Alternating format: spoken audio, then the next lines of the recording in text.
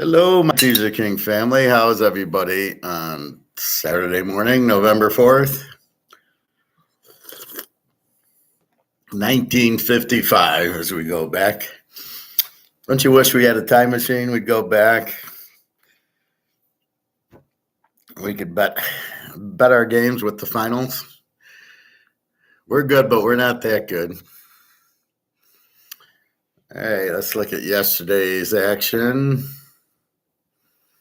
Hope everybody's well today and ready to go. We got BC beating Syracuse 17-10. I did like BC. Syracuse is just a weak favorite. There's something wrong with them. They're just not playing very well. And Wyoming 24-15 over Colorado State. I did like the dog and the over. The over was only 43 to 37. They played a 39. So that did go over. So far I'm doing pretty well.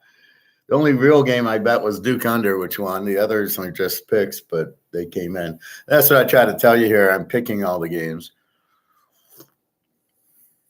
But you can't bet them all. But it's good practice. So I feel good anyway that I got two more winners. I'm going to have a whole boatload of winners today. I got 6 locks going in college. And I'm waiting on some locks in the pros. Waiting on the injury. Couple of injuries that I want to see who's the quarterback, but otherwise that'll be it. All right, let's go. Let's look at the new line, if there's an update, and then we'll go into injuries. So I'm going to do the noon games first. It's only 10-11, so you got plenty of time for big noon. We got Tennessee 34.5, 55.5. Really hasn't moved. 35, 34.5. I'm not going to change for that. Wisconsin 9.5, 45.5. No real change. South Carolina 15.5, 54.5. Playing Jacksonville State. It was an interesting game here. This will really give you a flavor of how good Jacksonville State is and really how good South Carolina is. I mean, I wouldn't be surprised Jacksonville State won the game. Good defensive team, an 18 defense. And you got Radler, who sucks. Watch, Radler will get drafted right by the Lions or something. They'll miss all the good quarterbacks. They'll take Radler and wonder why he sucks. That's the NFL for you, right? OSU, 18.5, 42.5 to Rutgers. Hasn't moved. 10 defense against the 16 defense. Nebraska, 3.5, 34.5 to MSU. It's senior day at MSU, so I don't know if that can help them or not, but we'll see. They got a freshman quarterback starting because I don't know what happened. The other guy's on, undeclared. Injured, undeclared. I love that. Florida, 3.5, 49.5 to Arkansas. That line went down. I don't know why. I don't see an injury to Mertz. I don't see an injury to Jefferson. Not sure. Ole Miss, 52.5 to A&M. Hasn't moved. Texas, 3.5, 49.5. That has moved from 4.5 to 3.5. I think it moved 3.5 to 4.5, now back to 3.5. Don't know why. Ewers was out, and he's still out, so I really don't know this. This will be a strong defensive game, I believe. Notre Dame, you're still at noon. Notre Dame, 3.5, 44.5. As soon as I can find them. 3.5, 44.5 at Clemson. Another low-scoring game. See, I learned I would have played it over like when I played the Ohio State game. Now I've learned. Good defense. They don't know how to use Hartman. Let's go the other way on the game. Virginia laying 1.5, 56.5. I can't believe they're favored over anybody, especially Georgia Tech. Strange line. No, but hasn't really moved. Okay, finally, that's the noon game. All right, that's a 2 o'clocker. So now we're at the 2 o'clockers. Navy 745.5 hasn't moved to Temple. Utah 11.5, 39.5 to Arizona State. Air Force 17.5, 32.5. I think the over-under was 31.5. Goes to 32.5. At 17.5, Air Force in a shutout. Lou Lafayette 7.5, 59.5. Hasn't moved. Memphis 13.5, 68.5. Hasn't moved. UTSA 8.5, 7. Now this moved. This was 7. Moved to 8.5, but the 71.5 didn't. I don't understand how one can move and the other. Obviously, if there's something that causes the line to move, the total should move. It's an injury or something. I mean, why are you moving the line? You just like Frank Harris, so you want to bet on him? I mean, I don't know. But anyway, so there is line movement there. UAB a half and 59.5 to Florida Atlantic. No line movement. Coastal Carolina. Old D is now a 1.5 point favorite. That's some pretty good line movement there. And 50.5. I don't know. Maybe they thought McCall was going to play and now he's out. But Old D is now favored over Coastal Carolina. But I don't like Coastal Carolina without McCall. They got a new quarterback, Guess, but I don't. Who knows how good he is. UCF 3.5, 59.5 hasn't moved. Florida State 21.5, 50.5. Line hasn't really moved. Penn State 8.5 and 50.5. This line was 11 Wednesday or Thursday, and then went to 8.5. Big line movement. No injury. Is this fixed? I don't know, but in the teaser it won't matter. We're laying under 3. I don't see how Penn State loses this game. Tulane 16.5, 44.5 over East Carr. Louisville 9.5, 48.5 to Virginia Tech. I don't know. Louisville beat Notre Dame, then beat Duke without Riley Leonard. Seemed to be a decent team. Got them at home. Iowa 5.5, 30.5. Down from 31.5. How do you bet this game under at 31? Not that it won't, but how do you? I mean, there's a point in time I like the game under. Well, the over-under is 7 in the game. You still going to go under? So I don't know. 5.5, 30.5. James Madison 5.5, 52.5. Down from 54. Like James Madison, they're a good team. Minnesota 1.5, 43.5, up from 42. Houston Baylor 3, 58.5.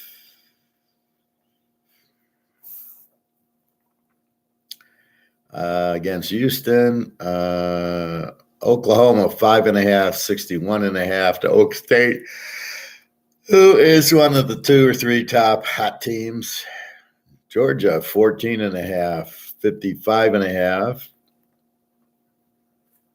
Missouri, another very hot team, and so is Georgia for that matter. Tulsa 3.5, 47.5, no movement. We got Southern Miss 3.5, 56.5, no movement. We got the Auburns 12.5, 49.5, no movement against Vandy.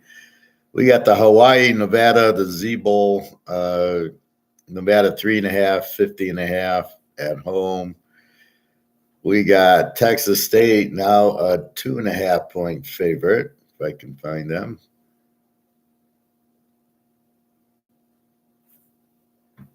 Down here. So this went to Georgia Southern favorite to Texas State favorite, 2.5, 68.5. So that hasn't really moved.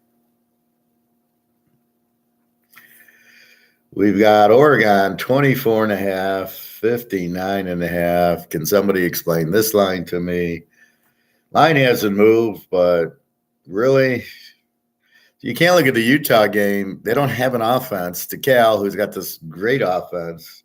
We've seen Oregon against Washington State and Washington, and they gave up a ton of points. So with Cal's offense, I just can't see them losing by 30 points. I'd be shocked. I'd be shocked if this isn't a 10-point game. App State, 3.5, 55 to Marshall. Liberty, 15.5, 58.5 to Lutech. New Mexico State, 3.5, 56 to Middle Tennessee State. We got Vegas, 11.5, 60 to New Mexico.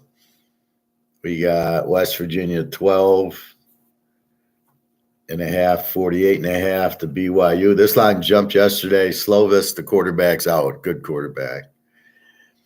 We've got Utah State, 2.5, 57.5 to San Diego State. We got Iowa State, somehow 2.5-point favorites, 53.5 to Kansas. This is our free play. Take Kansas as 8.5. They just beat Oklahoma. I don't really know what else they need to do.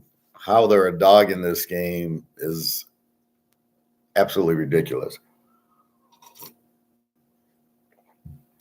Even if they lose the game, which I'm not saying they will, Iowa State's not going to blow them out. If that happens, I'll be stunned. But I've been stunned before. Washington down to 2.5 from 4.5. 77.5. This is going nuts. It's a good over, but again, if they go for it on fourth down 3 times and don't make it, and they leave the ball at the USC 10 or vice versa, you won't get the over. And the way these idiots go for fourth down now, instead of realizing I better call a better play on third down, and if I can't make it on third down against USC, I better kick the field goal. SMU is now 13.5, up from 12.5. The Sharps are sharping on SMU, 58.5. I guess what I don't get in the Washington game is why are you betting on USC? Washington's a much better team, more complete. They have let's say a 25 defense, strong offense. USC strong offense and a 33 defense. You can never bet USC in this game. This is either Washington or an over, but they made the over so high. What are they going to make the over 90, and then you're going to bet over 80, 90 in the game? It'll get if no fourth down stupidities happen, and where the turnovers happen, and how many times they sack Williams will determine over or under. But that's too big for me to eat. So we got SMU Rice. Let's go to page 2. We've got Kentucky 4.5, 45.5 to Old Mississippi State. We got Michigan 32.5 and 53 up to 53 against Purdue. I think the over got too high. I don't know. Morning, Alex. How are you today, sir?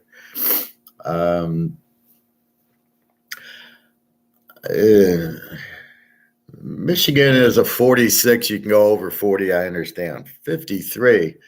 You're not getting anything from Purdue. This is either a Michigan bet or you bet it. Now you bet it under 59. There's no way this goes to 59. Michigan at 46, you could take Michigan down to 40.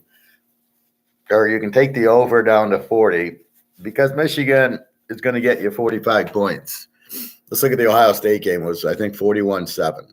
I think that's what you're going to get here. Purdue maybe scores once. I doubt it. Michigan just walks up and down the field. They got a little new wrinkle on their offense where they're throwing. The guys seem to be open. I think they stole the TCU offense. But they're able to score a little bit easier. So for them, they'll be in the 40s, but they're not really going to put up a 60 on Purdue. and you're not going to get help from Purdue. This is a shutout. So I took Michigan minus 25. I think I got it at 31. That I can see. Even Purdue scores 7 or 10. They're going to get in the 40s. It's 42-7 or 42-0. But to get to 53, to get to 59, there's no way this game gets to 59. Michigan's defense, albeit haven't played a good offense, and I don't think they're getting a good offense. Here you're getting a W team. You're getting a team that doesn't score against the rest of the Big Ten. Again, and with a 30-point defense. So Michigan's going to go up and down the field, no problem. This is not a Wisconsin or a Rutgers or Nebraska where they scored in the 30s on those teams. But I mean, even if it's 52-7, it's 59, you still got a W. But at what point it's Purdue, we're not, okay, we've got 40 points, we're fine. I mean, once you're up 42-0, you kind of, okay, let's just run it down the middle and off you go. You really don't have any need for it. But anyway, now you've gone too far. I'm not going to go over 47. Over 46, over 40 is one thing, or 41. I think it was 48. So you go over 42, okay, maybe. To go over 47, it's I need Purdue to score, and I doubt they will. Anyway, so I think it's getting too high to go over or on. Now we're going under. So they're switching the play. But only me and a handful of people can understand that concept to change it. Alabama 3.5, 61.5. The number hasn't moved. It's been steady. LSU's gonna score on them, but LSU's defense is so weak. Bama will score. I definitely think this is high scoring. Miami 5.5, 44.5. Number hasn't moved. Washington State 13.5, 59.5. Number hasn't moved. Stanford's got an offense, so keep your eye on that. Western Kentucky 9.5, 54.5. Hasn't moved. UTEP's the Z team. Interesting one. Oregon State 13.5, 62 prime time. This was 62. It's gone to 60.5. Maybe it was 61.5. Anyway, 62.5 was the start. I think this will be a prime time. I think they'll play. I don't think it'll be an Oregon game or UCLA where they don't score. The key is just pressuring the quarterback. And Oregon State, they have a pretty good defense, but when I analyzed it in conference versus the whole picture, it went from 21 to 30. So keep your eye on that. So you're trying to understand the type of teams. There's defensive teams and offensive teams. Colorado's good against the offensive type teams without defense. So Oregon State's decent defense, but between him and Uglia Buglia, I think there'll be a high scoring game here. Fresno State 2.5, 54.5. Number hasn't moved. And UCLA 2.5, 50.5. At Arizona, this line dropped from 54. I'm glad I got it at 54. 50.5. Okay. Started at 53.5. So these are the defensive teams in the conference. So there's your updated line movements. We can go through, we look at let's look for matchups. So we got K-State, Texas, A versus A. We've got, let's see, looking for A&M. Well, let's do that first. A&M against Ole Miss, A versus A. Notre Dame, Clemson, A versus B, pretty close. We've got Penn State, Maryland, theoretically A versus A, but I don't think Maryland's an A. They've lost 2 in a row.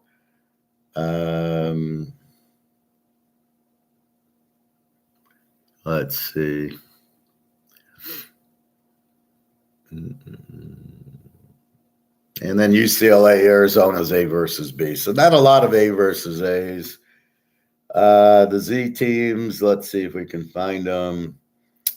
Well, let's do W and Z. So Connecticut's a W, Indiana's a W, Michigan State's a W, Z team Temple, W, Arizona State, but I'm not sure because the quarterbacks have been injured. Arkansas State's a W, Cincinnati's a W, Pitt's a W, East Carolina's a W, Illinois is a W with Humpty Dumpty, Tulsa's a W.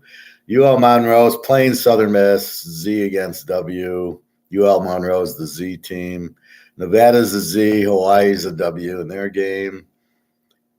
San Diego State's a W. It just means they just don't score, and the defense kind of sucks. Purdue's a W against Michigan.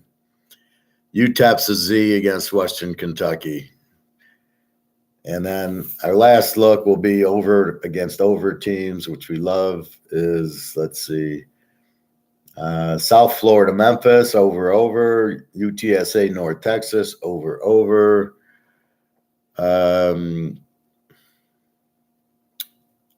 Marshall, App State, over. UNLV, New Mexico, over. And Stanford, Washington State, over. Oregon State, Colorado, over. 90% of the Pac-10's over. Well, let's say 90% of the Pac-10's over, except for UCLA and Utah and Arizona. Arizona's a very good team. They are very strong defensively, but you don't know it, right? Who knows Arizona? So let's quickly look at the injuries. I won't spend a great deal of time on it because there's so many teams and so many little injuries where, the eighth string guard's injured. So let's go to NCAA. I'm in NFL.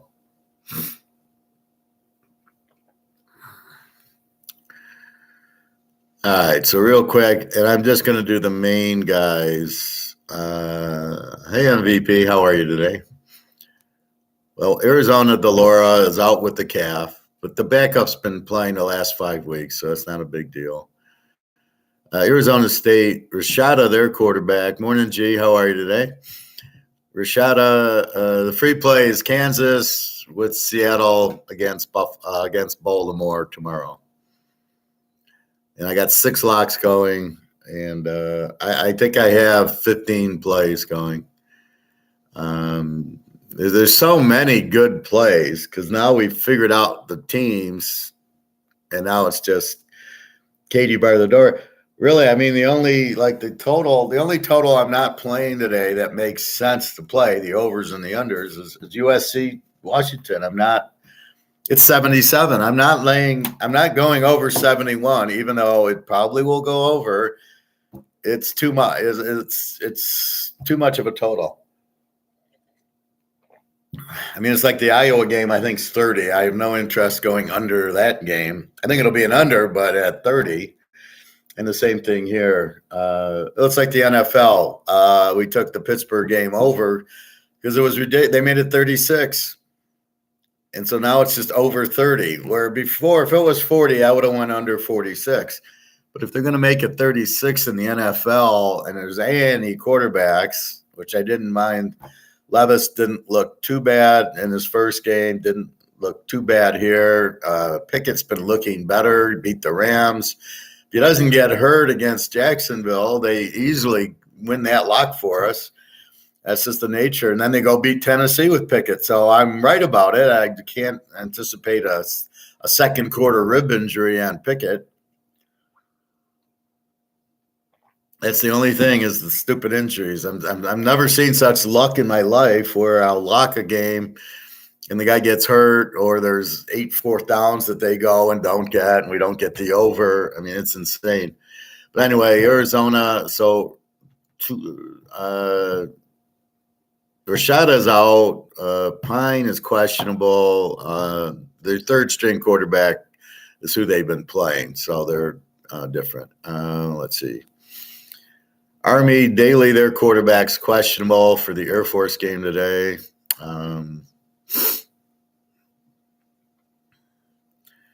Let's see.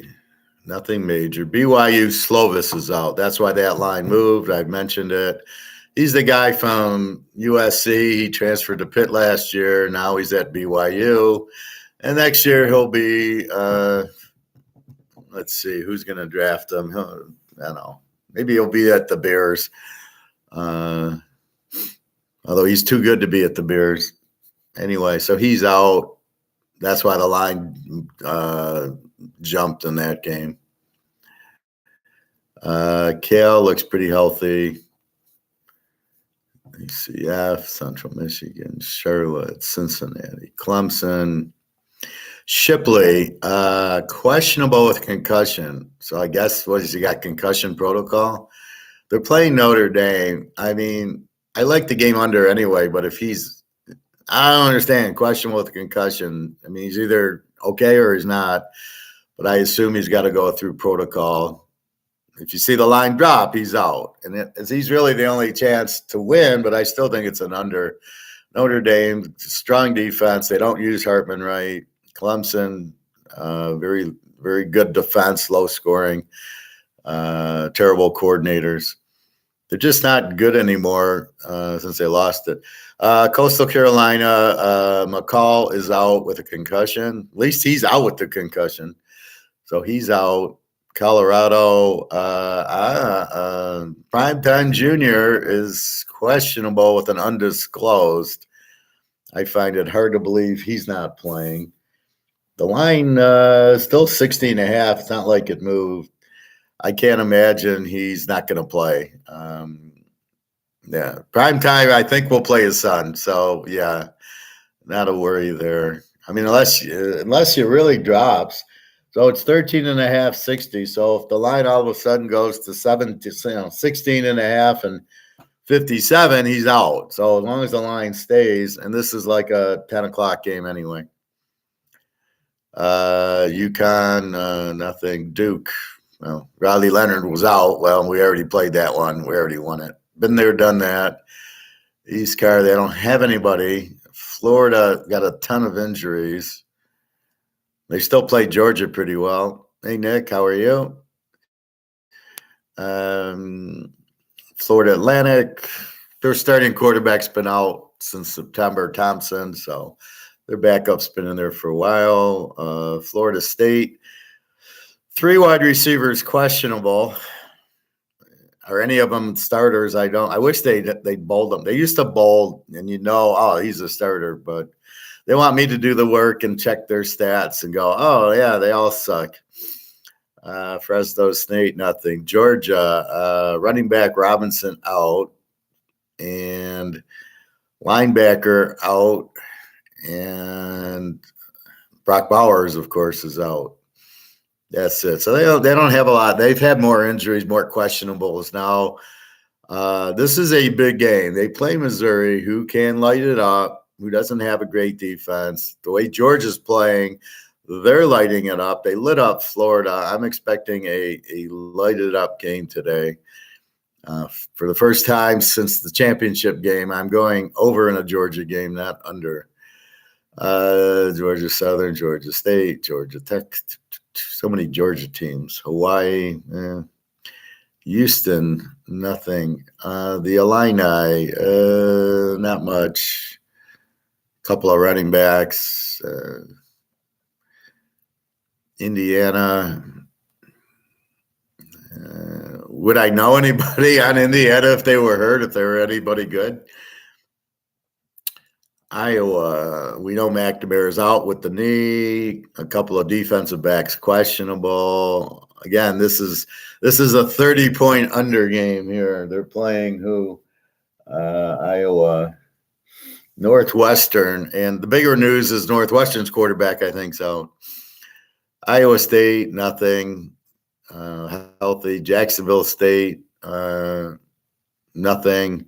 James Madison's a really good team, so they're healthy. Kansas is fine. Their quarterback's out Daniels, but we don't care. We bet on Bean, who's the better quarterback, and he is healthy as far as I can see.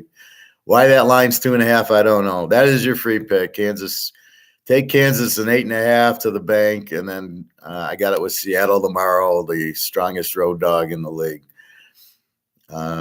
Kansas State's good. Kent State's good. Kentucky, nothing major. Liberty, it's a bunch of Liberty's got 5 guys out for the year, but they're all August type of players. LSU today, cornerback out.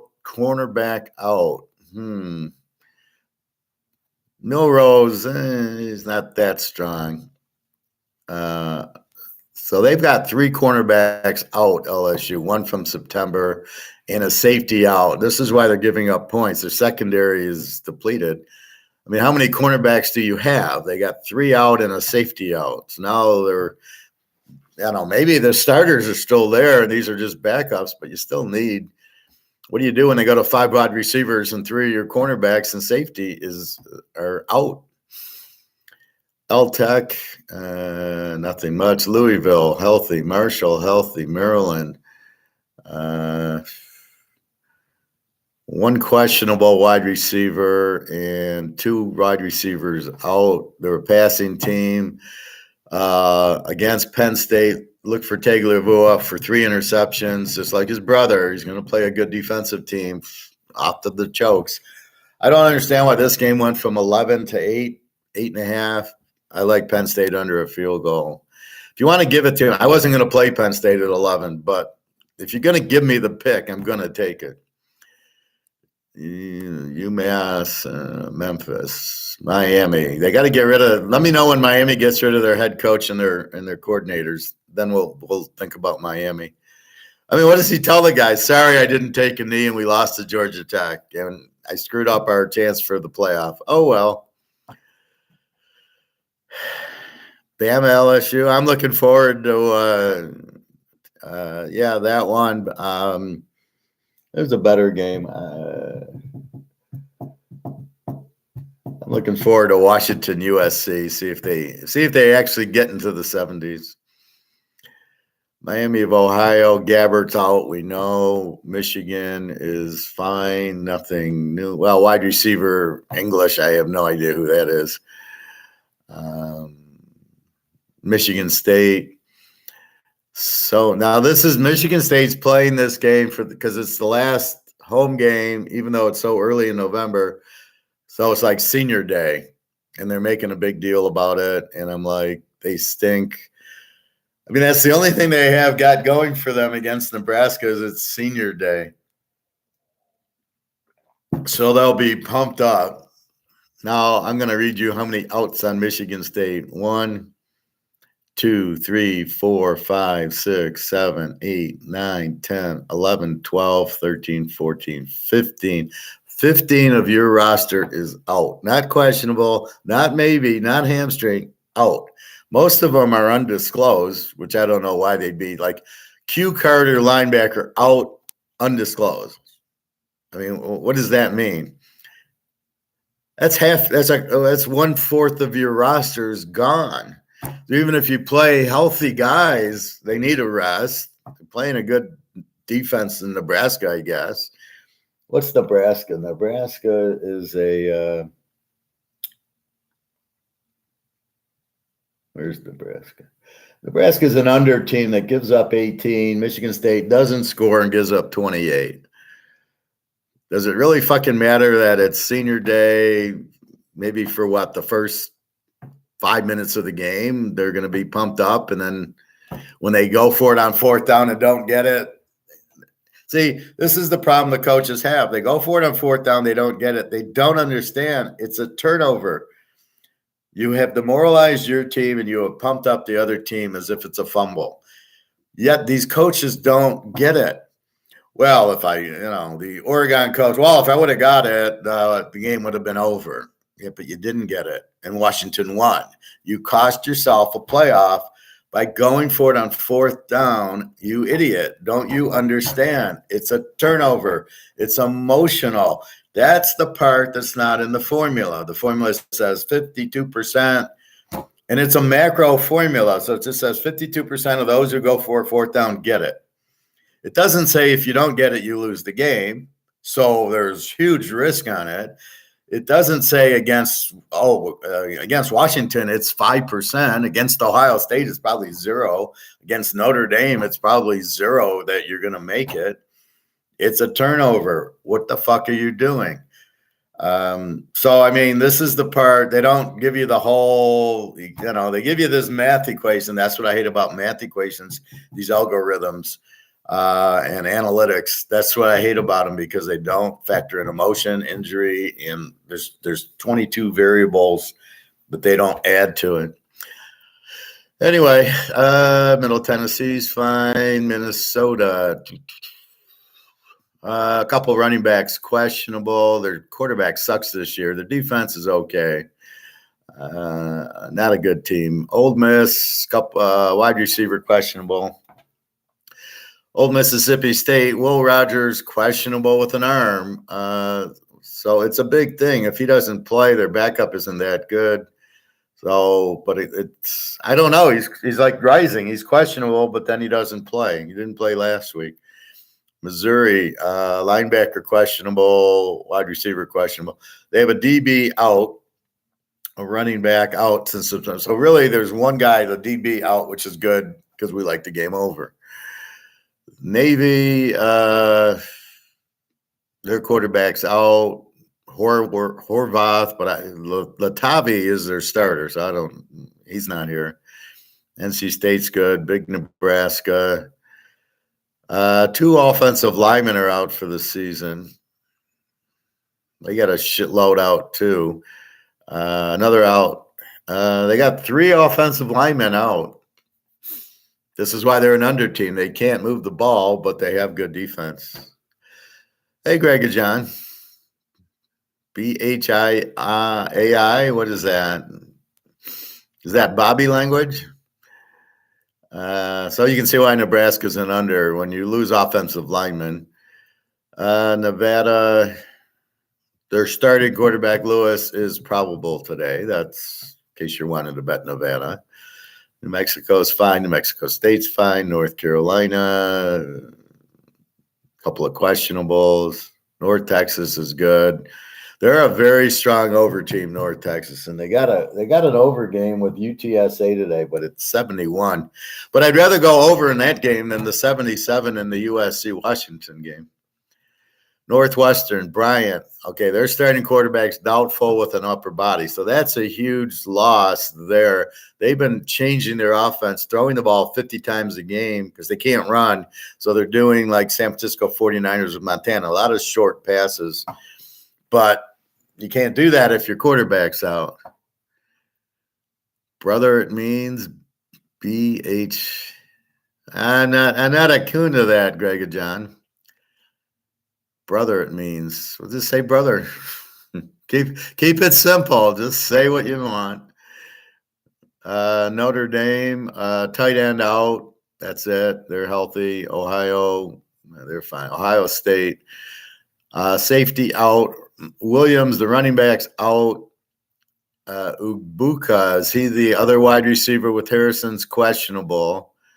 Well, they got a shitload out too. Oh, they got 1, 2, 3, 4, 5, 6, 7, 8, 9, 10. They have 11 players out. That's 1/4 of their roster out at Rutgers.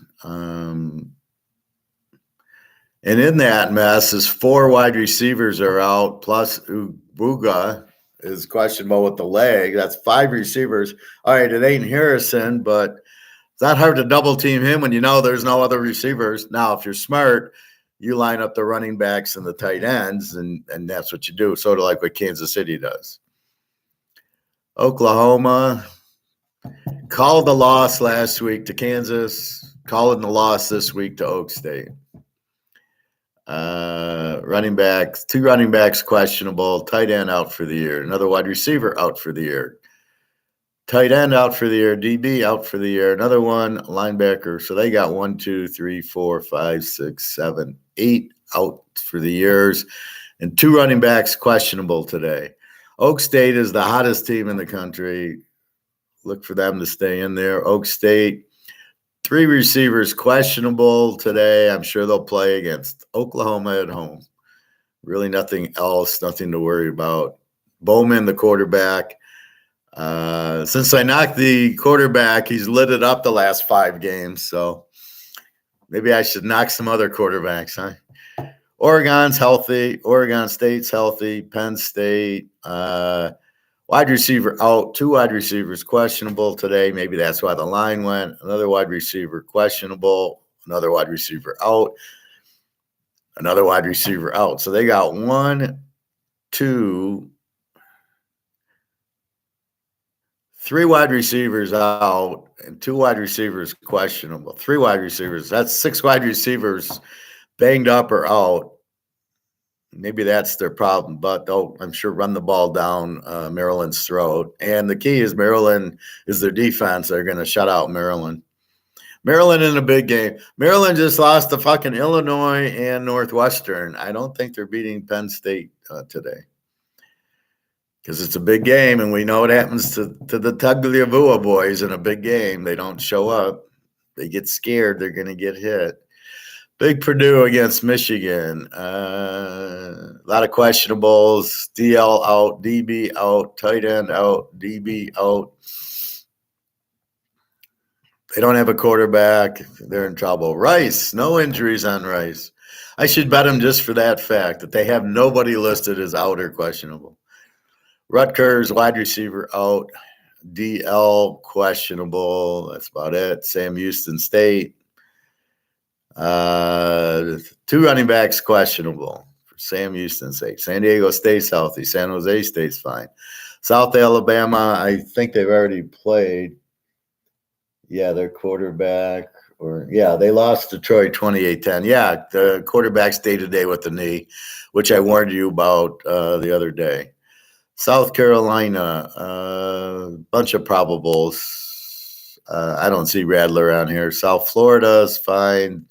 USC, they got a safety out, and that's it, and a DL out. So they're pretty healthy going into the Washington game, but you can't lose a safety and a DL on a defense that doesn't exist before. So look out. SMU's healthy. Southern Miss, nothing. Stanford, they switch quarterbacks, and they're explosive, just like Cal. They both are now over teams. Don't forget that. Running back is questionable. Wide receiver and a tight end questionable today. So they'll all be playing. Syracuse, their quarterback must have got injured yesterday. They lose to BC 17-10, and now I got Schrader day-to-day with an undisclosed. Now they played yesterday, but just FYI. Temple, Warner, their quarterback's probable. Does it matter? Tennessee, pretty healthy for their big game against Connecticut. Jeez, what are they doing fucking around with Connecticut for? Texas, DB doubtful, and a DL out. And you're going against Kansas, you're going against Oak State, one of the most explosive offenses. Good luck. No, Texas is going against Kansas State. Okay. Yeah, we don't want the defense out. We want the offense out. We got the under there. A&M, nothing. Their quarterback's out, been out for a while. TCU already played. Utah, Texas State, healthy. Texas Tech just played TCU. UTSA, Frank Harris is fine. Toledo's fine. Troy, running back out. Nothing. That was September. Tulane, questionable. O-lineman questionable, and a DL questionable, and a wide receiver probable. So they're healthy. UAB, the cornerback's questionable. Zeno, good quarterback, so he's questionable, but he is their starter. UCLA healthy. Lou Lafayette. Wooldridge, the quarterback's been out since September, so they've gone to another quarterback, so they're fine. Vegas, nothing. Utah, Cam Rising's out for the season. How about that? Utah State, Vanderbilt, Swan, their quarterback's questionable with an elbow. He's been questionable with an elbow the last 5 weeks. Virginia, they're, I guess, healthy. I don't know anybody there. VTech. Graham Wells, their quarterback's been out for a while. Transferred from Marshall. But Marshall's an over team this year. It's hard to understand. Wake, couple of wide receivers day to day, and then they got Kern. I don't know if Kern's their starter. I don't think he is. Griffith is their starter. He must be their running quarterback. Washington, healthy today for USC. Washington State, a running back out, defensive end out, another running back questionable, and that's it. West Virginia's good. Western Kentucky's good. Western Michigan, Wisconsin, the whole team is hurt with the flu. 1, 2, 3, 4, 5, 6, 7, 8, 9, 10, 11, 12, 13. 13 players, including Mordecai, the quarterback, are out. Not questionable, not probable, out. The best running back, Allen, questionable with an ankle today. And they have got Indiana over under a 45, I believe. They're laying 9.5. This is if a team gets to 10, they win, I think. And Wyoming's fine. So that is your injury update in college, and that's your lines in college. So again, put your overs together, put your unders together, bet against the Z teams. I don't call Kansas a flat game. They beat Oklahoma, but I don't think because they beat Oklahoma, they're going to be flat today. I think they're excited. They beat Oklahoma. I think they're going to be confident. 2 things happen when you get that big upset. You either get flat or you get the momentum, and I don't think they're going to be flat because it wasn't an Oklahoma-Texas game or an Oregon-Washington game. Those games you get fired up for. It's a war. Michigan, Ohio State, and USC, UCLA. I mean, Alabama, Auburn, and you get fired up, and then you're flat the next week. Well, I think Kansas. I don't think it was that type of game. Kansas, okay, we'll do our best. Hopefully, we'll win, and they blew it. They just ran it down their throats. But I think they come out of the game with shit. We just beat Oklahoma. Now we got Iowa State. I don't see them getting flat for Iowa State. I think they're like, we can win the conference now. We beat Oklahoma. I don't know if they played Texas yet, and maybe they don't play Texas now that there's 84 teams in the Big 12. Should be the Big what? Big 18. That I don't think they'll be flat. I think they have a chance to win it. So Kansas is a very good team, and I don't think they're going to be flat today. That's why I took them.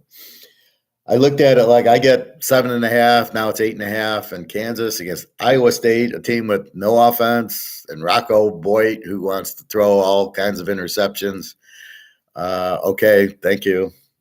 And I'm not afraid that. I mean, they're a low-scoring team and gives up 20. But Oklahoma gave up 16, and they put 38 on Oklahoma. Should have been more. I think there was a couple of 4th downs or fumble. There was a couple of turnovers in Oklahoma's end. But you beat Oklahoma. I'm not worried about Iowa State. Yeah, G, I said it about 5 times. Yes, Kansas and Seattle Seahawks tomorrow are the free teaser. That's your free teaser. I've got 6 locks going. I've got about 12 plays going, mostly with different teams. This is a huge weekend. This is unbelievable. There's so many good games. And I'm not even playing the USC Washington game. I'm not even playing. I'm not playing it over. It's too high.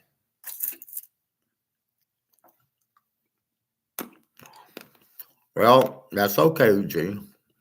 But I think it's even in the title. Or it's in yesterday's title. I even say free pick Kansas. So, but it's okay. Anyway, so now we know the team's much, much better than the beginning. That's why I'm always stronger going like from here on in, we'll light up every week. There's no surprise, oh shit, we thought TCU was good and then they got the injury, or we thought Baylor was good and they're not as good. So you get the last year surprise, right? Where you think they're good last year, and we don't know. In the first few weeks, we're betting last year's team. And the problem is the transfer portal and the NIL. And I don't understand the NIL. It's supposed to just be if somebody buys a shirt that says, Primetime Junior on it, then he's supposed to get, 50 cents for the sale of the shirt. I don't get, are they paying them a lot of money? But what I do see is the Big Ten is terrible. These teams are terrible. They're not bad. They're terrible, except for the rich teams, Michigan, Ohio State, Penn State. The rest of the teams suck. So I don't know if it's the NIL or not, but these are pathetic. Minnesota, Purdue, Illinois, these teams are terrible. They couldn't beat half the NFL. Normally they can. And then you see teams like Georgia getting, they're fine. They get a great quarterback. So I don't know if it's the teams with the money, but the Pac-10 really doesn't have the money because they don't have the TV deal that the others do. So anyway, so that's your plays. I walked through it pretty thoroughly yesterday. Questions, comments, except for asking for the free plays.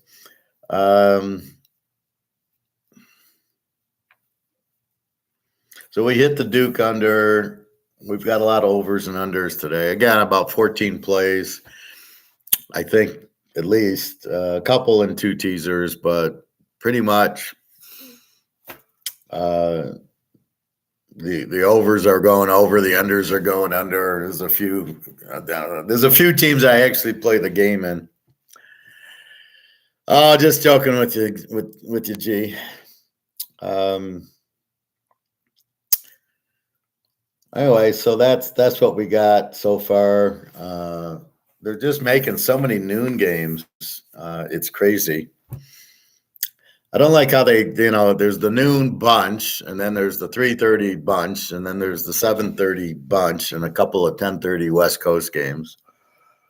Do they really think we sit around on Saturday waiting for noon games? It's way too early. It fits the TV schedule, but it doesn't fit the audience. They're not really looking at the market. So again, economics always rolls into this. In the market, you're selling to your consumer, and here's so many commercials. I don't think anybody sits home at Saturday at noon to watch a big noon, Kansas State, Texas game. I don't think people are sitting home waiting for that game, and with Texas quarterbacks injured. So, I don't buy that.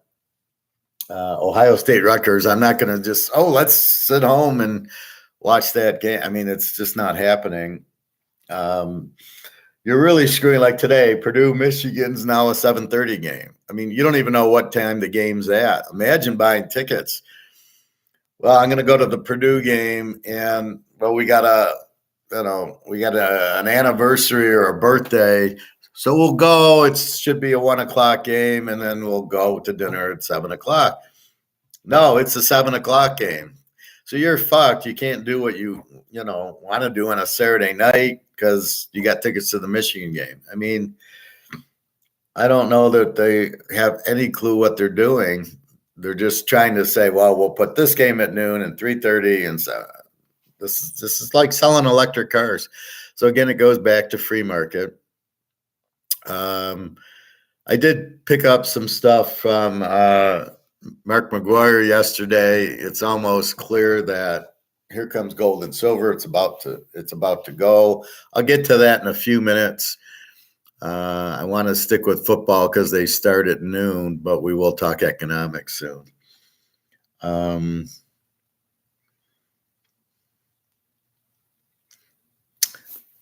Let's see. What do we want to talk about? Fake gold. I think we talked about it yesterday. Some guy on Facebook selling fake gold bars, the little plastic, and then there the rectangle square bar.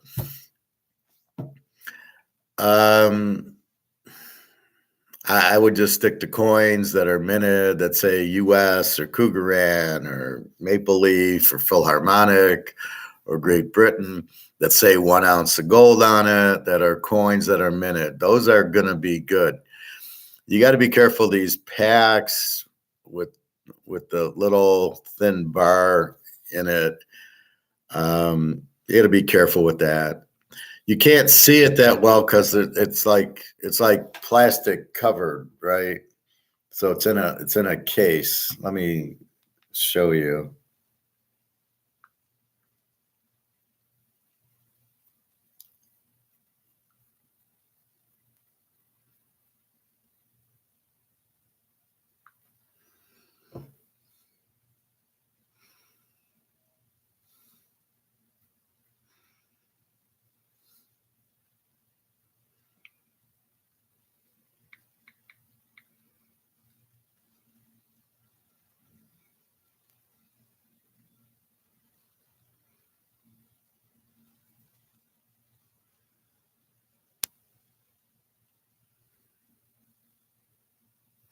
So it's like this. You can see it's in a package like that, and it's gold.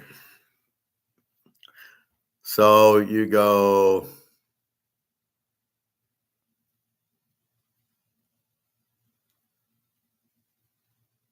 See here it says Credit Suisse, 2.5 grams fine gold. I would say this is real, right? So it looks like that. And it comes from PAMP, which is, that doesn't really say, but on the back, so you see this, and then on the back you see that, and you can see the colors pretty good. So this is what the guy's counterfeiting. It probably doesn't say this on the back, or maybe it does say it on the back, but you can't really see it well.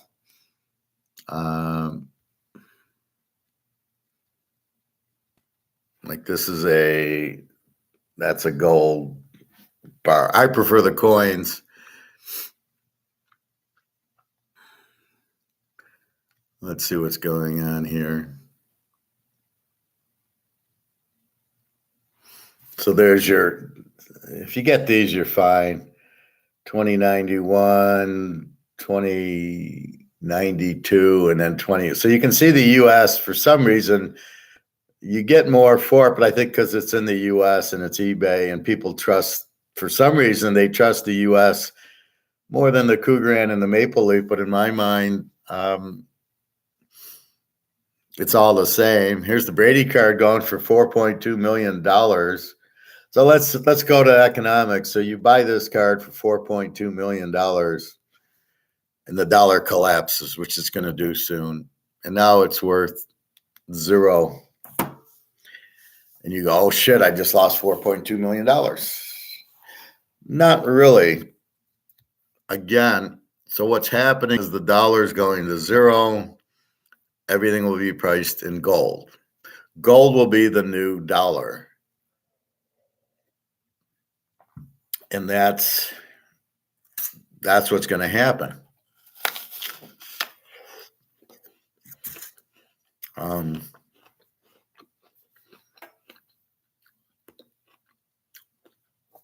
But it's happened before. In Rome, when France died, when England died, when Spain died, when Amsterdam, when they were the reserve currency and they died, they still had currencies, right? So it's not like this has never happened before. For some reason, you got these idiots running the U.S. who are anti-U.S., who want to see the U.S. collapse. Yeah, anytime. Gee, it's always open. Just let me know what you want to do. I can do what I did last time, where I'll just pay me the 75. I'll just give you all the picks. I want you to make money, so let me do that. But let me get the password for you. Yeah, anytime you want, it's fine with me. Just send me an email, say give me the picks, and then I'll throw you the password, and you can pay me next week's fine. Yeah, okay. Um, Today is 11/4, so I got to go to 11/6. Oh, you'll like this password. This is a lucky password.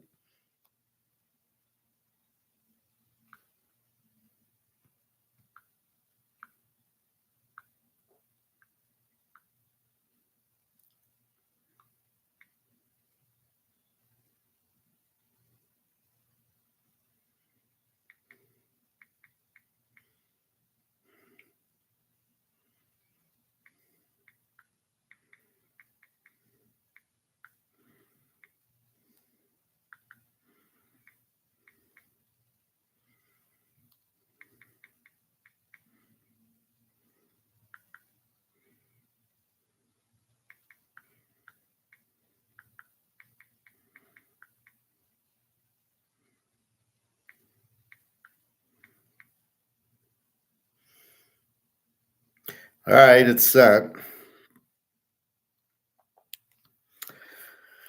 So it's happened a lot where currencies go out because these guys print it. Yeah, that's fine. No problem. So that's what trust is. When you do business with people and they do what they say they do, you trust them and you're like, fine, not a problem. The problem I have is when I don't know the person, and then you have to do that one trust thing, right? Like, well, I don't really know you, so I can't trust you. So just whatever it is, right? And then it comes through, and yes, they're a man of their word or a woman of their word. I didn't mean it like that, but just a person of their word. Now I can trust you, and you form that trust bond, and that's really what people need. Once you give them that, and your word's good, then it makes it. There's a lot more respect then. So no problem. But that's what happened. So what do you think? The francs were the reserve currency. Their dollar blew up. They tried some new phony currency, and that blew up. So this is what happens. The U.S. is really fucking around because they handle the FX, which makes the money worth a lot. I mean, ruble is like 95 to 1. So I send Daria $100, she gets 9,500 ruble. Where are they establishing the FX rate? It's just pulled out of the air.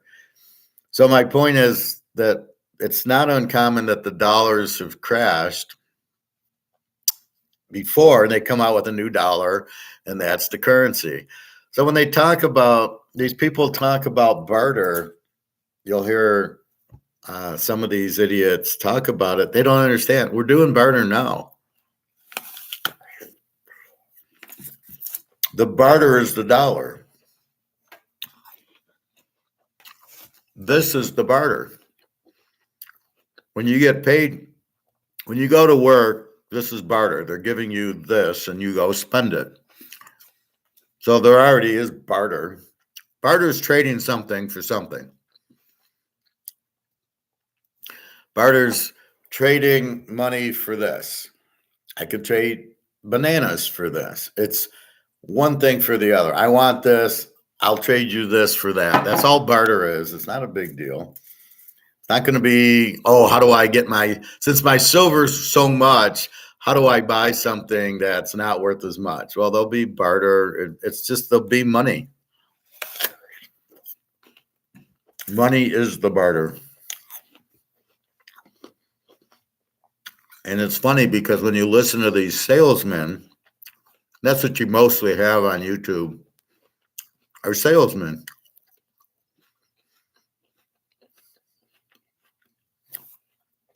Right? These guys, they used to be stockbrokers. Mark McGuire, even Alligator. The guys like Egon are not, they're like financial advisor type, but we're going to buy you gold. They're like real financial advisors like me. This is what's best for you, buy gold. Not for me. I don't make a commission. I don't make anything. I make you money, and so you can survive all this traumatic that we're about to have. And that's the whole key to it.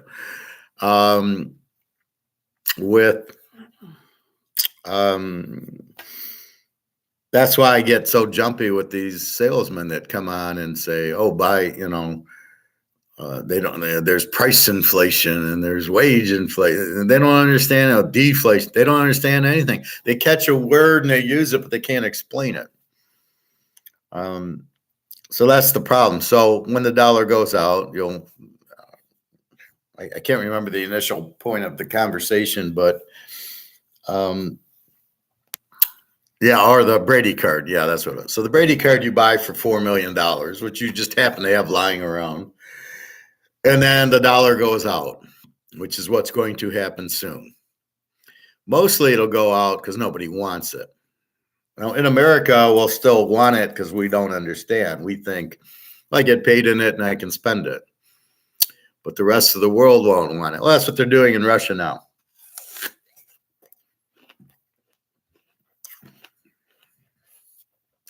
The ruble is pretty much worthless. Nobody wants it.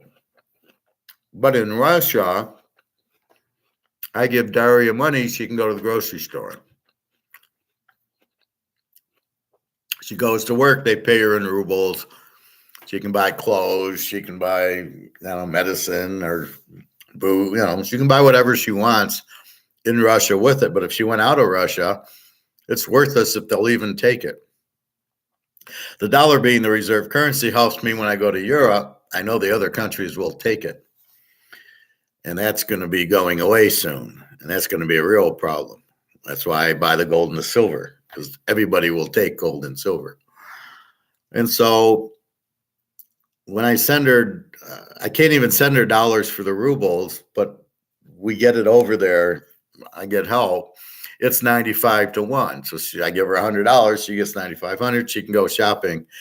But it's worthless if she were to go to Switzerland. And she takes her rubles, she'd need so many rubles to buy a Swiss franc to go to dinner. She'd need 1 million rubles to do it.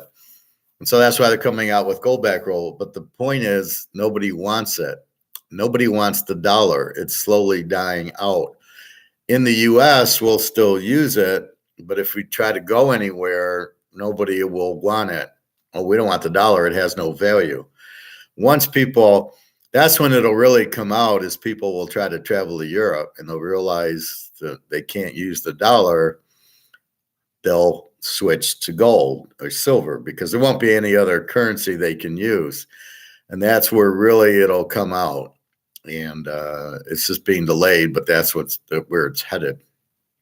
That's why I'm yelling, buy gold and silver, because you're really going to need it to do traveling, for anything, right? Inside the U.S., you'll still get paid in dollars. You'll do that. But once people travel and realize it's worthless, they'll dump it because they'll realize it's worthless. Why do I want to hold something that's doesn't have a value? So I need something with a value. So that's when they'll come out with a new currency. It won't be digital. It'll be a new, there might be some digital, but really I don't see it. The banks aren't going anywhere. It's like I say with getting rid of the gas-powered cars. You think the gas companies, Shell and Mobil, are billion-dollar companies, are just going to go away?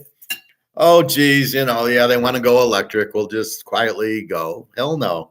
They get billion-dollar industries. They're not just going to fold up. They're going to fight and say, well, we're still – I think I heard GM's saying, no, we're not going to sell electric cars now. There's no market for it. We're just going to keep selling and screw the president or whatever. That's what's going to save the country. Is the big companies who are they're trying to take out of business are going to say, no, we're not going anywhere. The biggest company is the bank, who doesn't want to stop printing the bills. So JP Morgan's not going to sit here and say, yeah, you're right, we'll do digital dollars. Yeah, you don't need me to print dollars. We'll just do digital. You think they're not going to go without a fight? Bobby Bo, where the hell have you been? Poor Greg and John's been crying. Where's Bobby? I said, I don't know. I don't keep tabs on Bobby. So you might want to give Greg and John, tell them you're okay.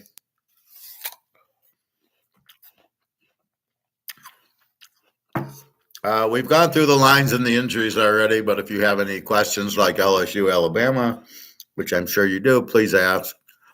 We're up to the economics point. I like the over in the LSU game. So what we're talking about here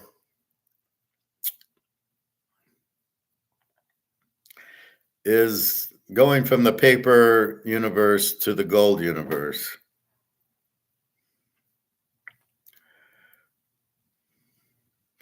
So what happens if I buy this card?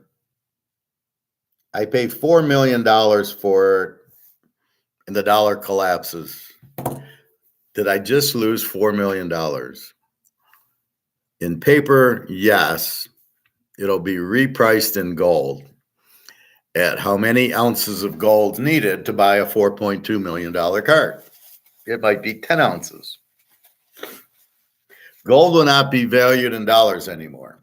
So right now, gold, it's $2,000 an ounce, $2,100 an ounce. Well, I just showed you, right? Gold is here. It's 2124 for a Liberty. It's, let's say, 2100 Cougaran and 2100 Maple Leaf. That's what gold is now in dollars. Again, it's price fixed. That's not a real price. That's not a physical price. That's a paper derivative price drop. They're trying to sell physical gold at paper prices, which, according to Mark McGuire yesterday, it's about to be over. No, I didn't. I got to be careful with my money, and I'm waiting for it to go up, but I would definitely would buy more. As much as you can buy. This is like, get rid of, you got to get rid of this. I mean, this is all over. This is done. This is worthless. So as much as you can sell now. Yeah, I did. I came on at 10 because of the noon kickoffs. What do you want to know, Bobby? Give me your games. LSU, I liked it over, because I think that they can score and they don't have a good defense. And Alabama's playing higher scoring games. I think it's only it's a 61 now, over 55. I think it's doable with LSU's offense.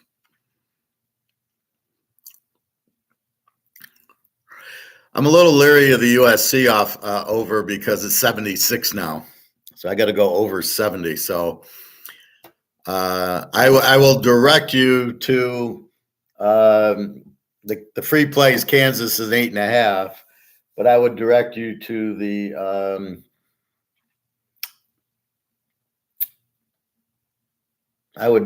the Houston Baylor over instead of that, or the Oregon State Colorado over, or prime time with no defense.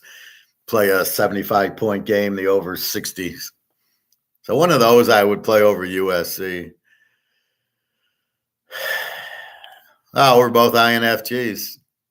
Oh, Rison's a very good quarterback. You don't like Jefferson either, but I do.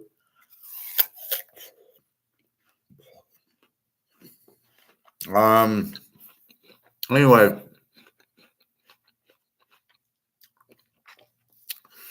so let's say you want to go to Switzerland and the dollar, nobody wants it. You'll take your dollar there to go meet Egon for dinner. And they won't accept the dollar anymore. No, it's inflated. We don't want it. Or you go to a country that they don't want it. That's when you'll open your eyes and go, the dollar, nobody wants. It has no value. When they refuse the dollar in Switzerland or Germany or wherever, that's when you realize it has no value. We already realize it has no value now. I'm telling you, I don't know if you watched yesterday, Bobby, or not. This has zero value. This is not worth anything. This is gone, right? In America, this has a value because you get paid in it and that. But if you go outside America, 80 countries don't want it. That means there's no value for most of the world in US dollars because they realize it's inflated, which means that they printed it. And again, the only definition of inflation is overprinting of the money, period. Not prices, not wages, not anything else. You're inflating or increasing the supply of dollars, which lower the value. That's it. I love hearing these idiots going, well, they're printing money, but they don't call it inflation, or it's reducing the purchasing power, but they don't call it inflation. Then they'll call prices going up inflation. And you're like, you guys are idiots. These are the salesmen who don't know what they're talking about because they can't explain it. So they hear a word. They might hear me call inflation the increase in the money supply, or they might hear Alligator say, well, it hurts the purchasing power of the dollar. And that's what they say. They hear a word, they say it, but they don't know what it means. They can't explain it. That's what you have with most of these idiots. Rising is better than Jefferson. Yeah, absolutely. Well, okay.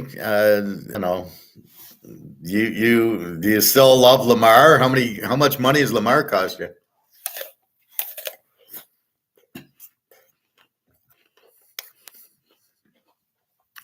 So the Brady card of $4 million goes to zero in dollars. So this goes out.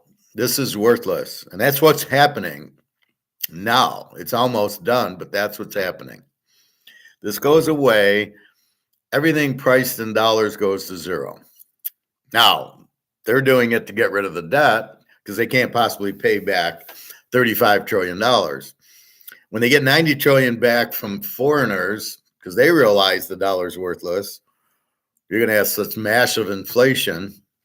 It won't buy a gallon of milk. You could go $100 to the grocery store. You're not getting milk and bread. So they'll come out with USD number 2, and they'll try to make it sound like it has value. If it's not backed by gold, it's worthless. But what happens to the $4 million Brady card? It now gets priced in gold. Maybe 3 ounces by it. We don't know what gold's value is because it won't be priced in dollars because dollars are worthless. So gold will go 20,000, 40, 50,000 an ounce in dollars until the dollar goes away. Bye dollar. But then gold, being money, has its own value. Gold will buy 2, maybe 3 ounces of gold buys the Brady card. So gold's now worth $1 million an ounce or whatever. It's what will gold buy. It'll probably buy a nice house. It'll be dependent on the person selling it. He needs money. He wasn't smart enough to listen to the professor to buy gold and silver. He's in paper. Let's call this guy Warren Buffett. He's got $2 billion in paper that's now worthless. He's got a nice house. He needs money. He wants to eat. Yeah, I got gold for you, Warren. You got a nice house you want to sell? Here's an ounce of gold. And then it becomes a market where he's got something to sell, and I got this. Now, how much do we agree that this is worth? And I sit there and go, I'll give you an ounce of gold. He says, that's ridiculous. I'll go, well, keep it.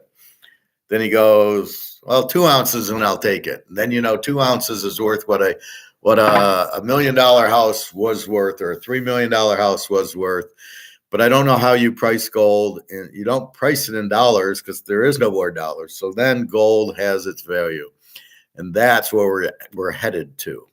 So the more gold and silver you have now, the better you are down the road. So when Luke asked me how much gold and silver should I have, how much is enough? There isn't an enough. It's as much as you can eat, you buy it. Hey, Luke, how are you?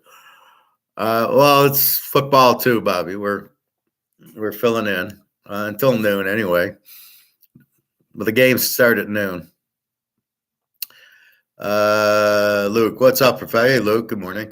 I was away for work. It's been a while. Gold price is moving. We're getting closer. Yeah, I'm gonna share the Mark McGuire video from yesterday. It's a good video.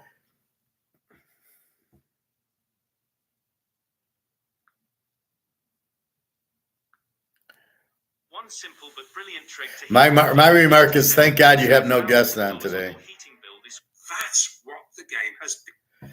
So this was a very good video. It'll relax you and Bobby, Luke.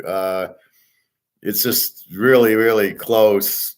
When Putin takes over BRICS in January, there'll be gold backing currencies, and the demand and the price of gold is going through the roof. As I'm explaining now, your things won't be priced in dollars. See, this is the dollar universe, gold universe theory that I've created on my own, that I'm sure somebody will steal. But basically, we're in a paper universe now. It's going away.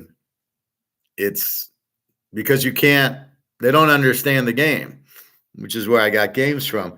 The game is you can't print the dollar to zero, right?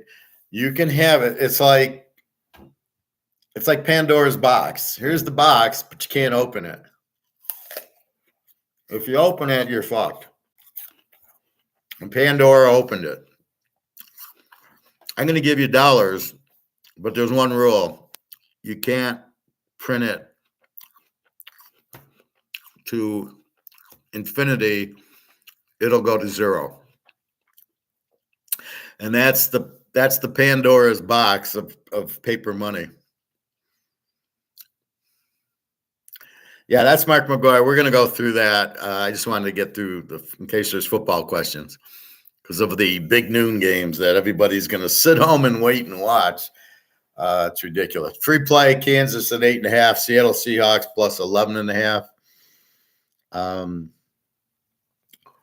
Keep that in mind. So I keep getting off tilter. So the paper currency is going away. So in the Pandora box, she couldn't open the box, and she did. And here you can have paper currency, but you can't print it to infinity. You've got to control yourself, and you can't. If you keep printing it, it goes to zero. Sort of like the Midas, King Midas, where everything he touched turned to gold. And then he touched his daughter, and she turned to gold. And then, so you have it, but you've got to be careful with it. I think he ended up talking to Zeus and getting the golden. He got his daughter back by they lifted the gold touch into that. But there's a good. I showed it to you. There's a good. If you're into the Greeks, there's a 3-hour Greek thing on YouTube that's fascinating. It goes from Zeus all the way to Hercules, to Poseidon, to the whole thing. And it's really interesting if you're into that. And it's a very good watch. Sup, Bobby. I received a bunch last week, another monster box and 14 more ounces of gold. I'm out of money. No, you're not. You got a whole bunch of money. You're out of paper. You're out of toilet paper and you're into money. I was worried, SHATF, before it was delivered. Well, that's the problem, Luke. That's why I go to the store, because I can't take the stress of waiting, especially something like gold and silver. Now, I was reading a thing on Google about some guy in Alabama was scamming people with counterfeit gold. And these were the plastic with the gold bar inside. These were 1 ounce gold bars, and it was all counterfeit.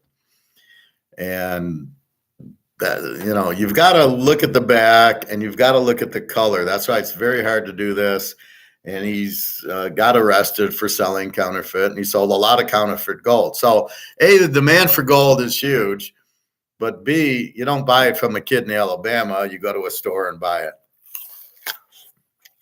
You can't be lazy and you can't be cheap. I don't know what he was selling it for. I don't care. But you go to a store that you know is honest and you buy it from them. I'm sure I got my gold and silver's real. I'm not buying it from some kid off the street. Yeah, gee, I'm shocked. It's counterfeit. Look at the color. You can't fuck with gold. Gold's gold. Either it looks gold or it doesn't look gold, right? So this is maize and blue. So let's say this was like a pinkish color. Well, obviously it's not maize, it's not yellow or the blue, so it's probably counterfeit. So be careful what you buy, but go to the store. I showed you, buy the coins. They say 1 ounce on it. Pretty much know your store. If you want, go check them. Go to the coin store with some of the coins and say, can you just verify these are real? And they'll verify. They got a machine. Take the magnet to them. If they don't stick, then there's probably a good chance they're real. But they're getting better at it now where they'll get the right metals so they won't stick and still be counterfeit. But most of it's the color. Gold is gold. You can't fuck with gold. So therefore, if it looks a little bit funny, I got a couple Cougarans that look a little bit funny, but I was at the store and they were good. These are old Cougarans. But like here, I was showing yesterday.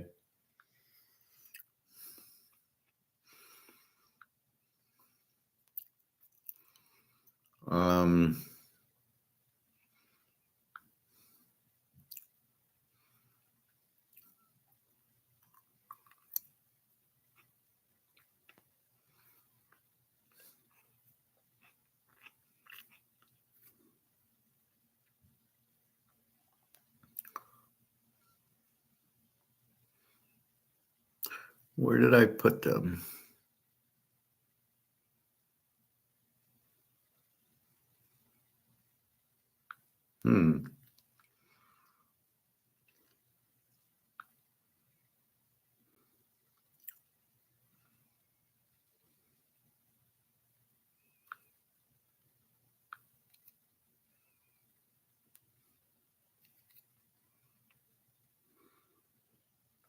Oh, here they are.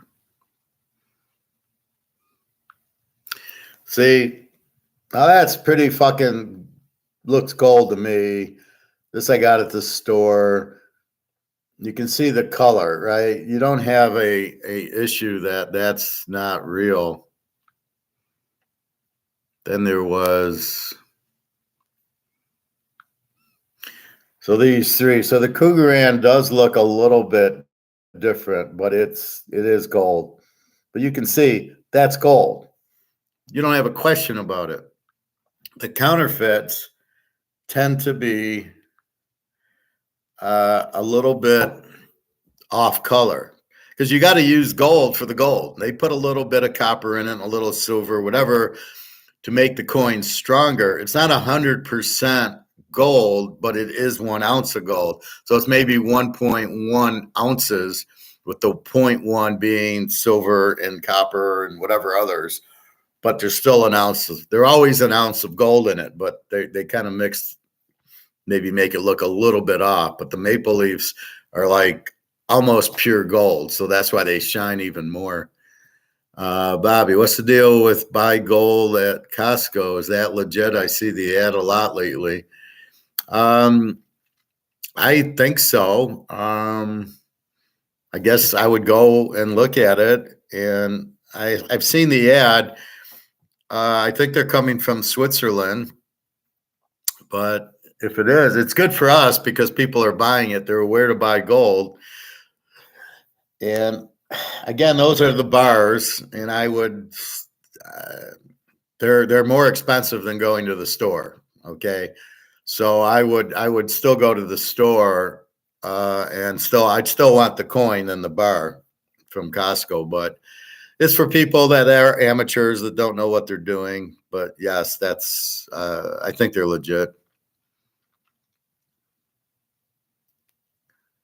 Well, the gold is selling out fast because people don't know about going to coin stores to buy their gold, which is much cheaper at the coin store than it is at Costco.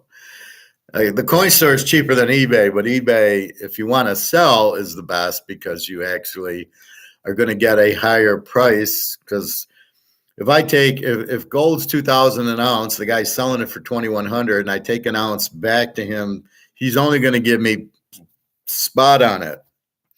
But if I go on eBay, I get the 2,100, but then I got to pay a commission. So it's not much. Is it worth your time to eBay it if it's one coin for the 2,000? Maybe, maybe not. Yeah, I think, but just when you get the gold, look on the back and make sure it says 0.99 gold and 1 ounce. It should always say that on the back.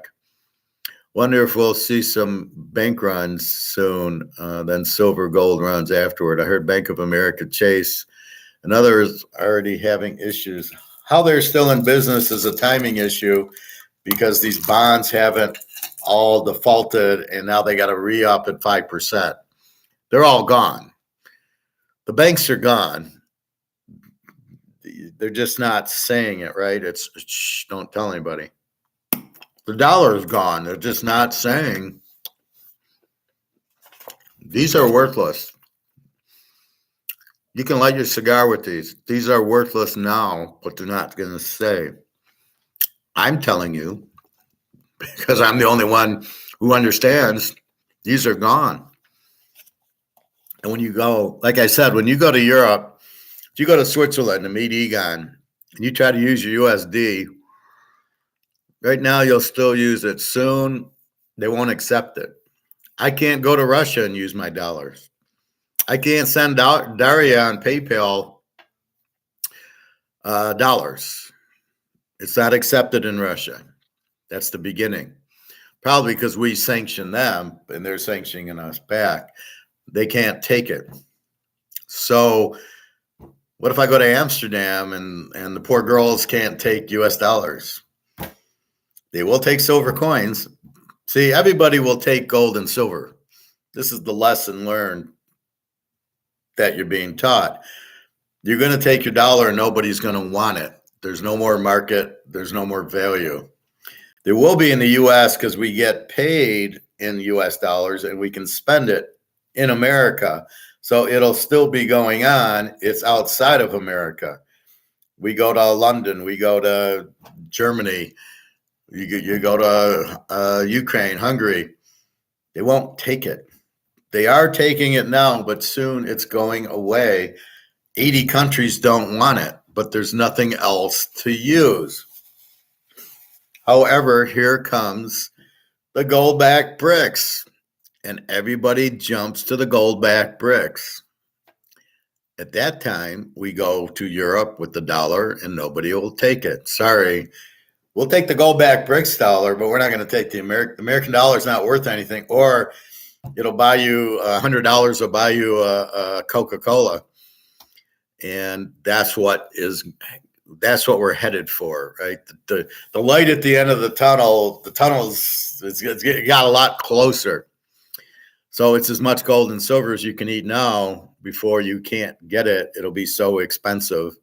And your dollar won't be worth anything to buy it in the first place.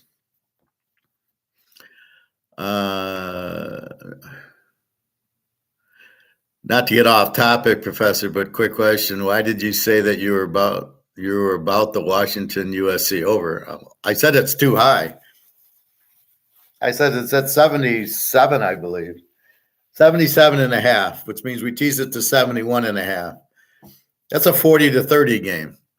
And my point about that is you get three, let's go for it on fourth down, and you don't get it, you don't hit your over.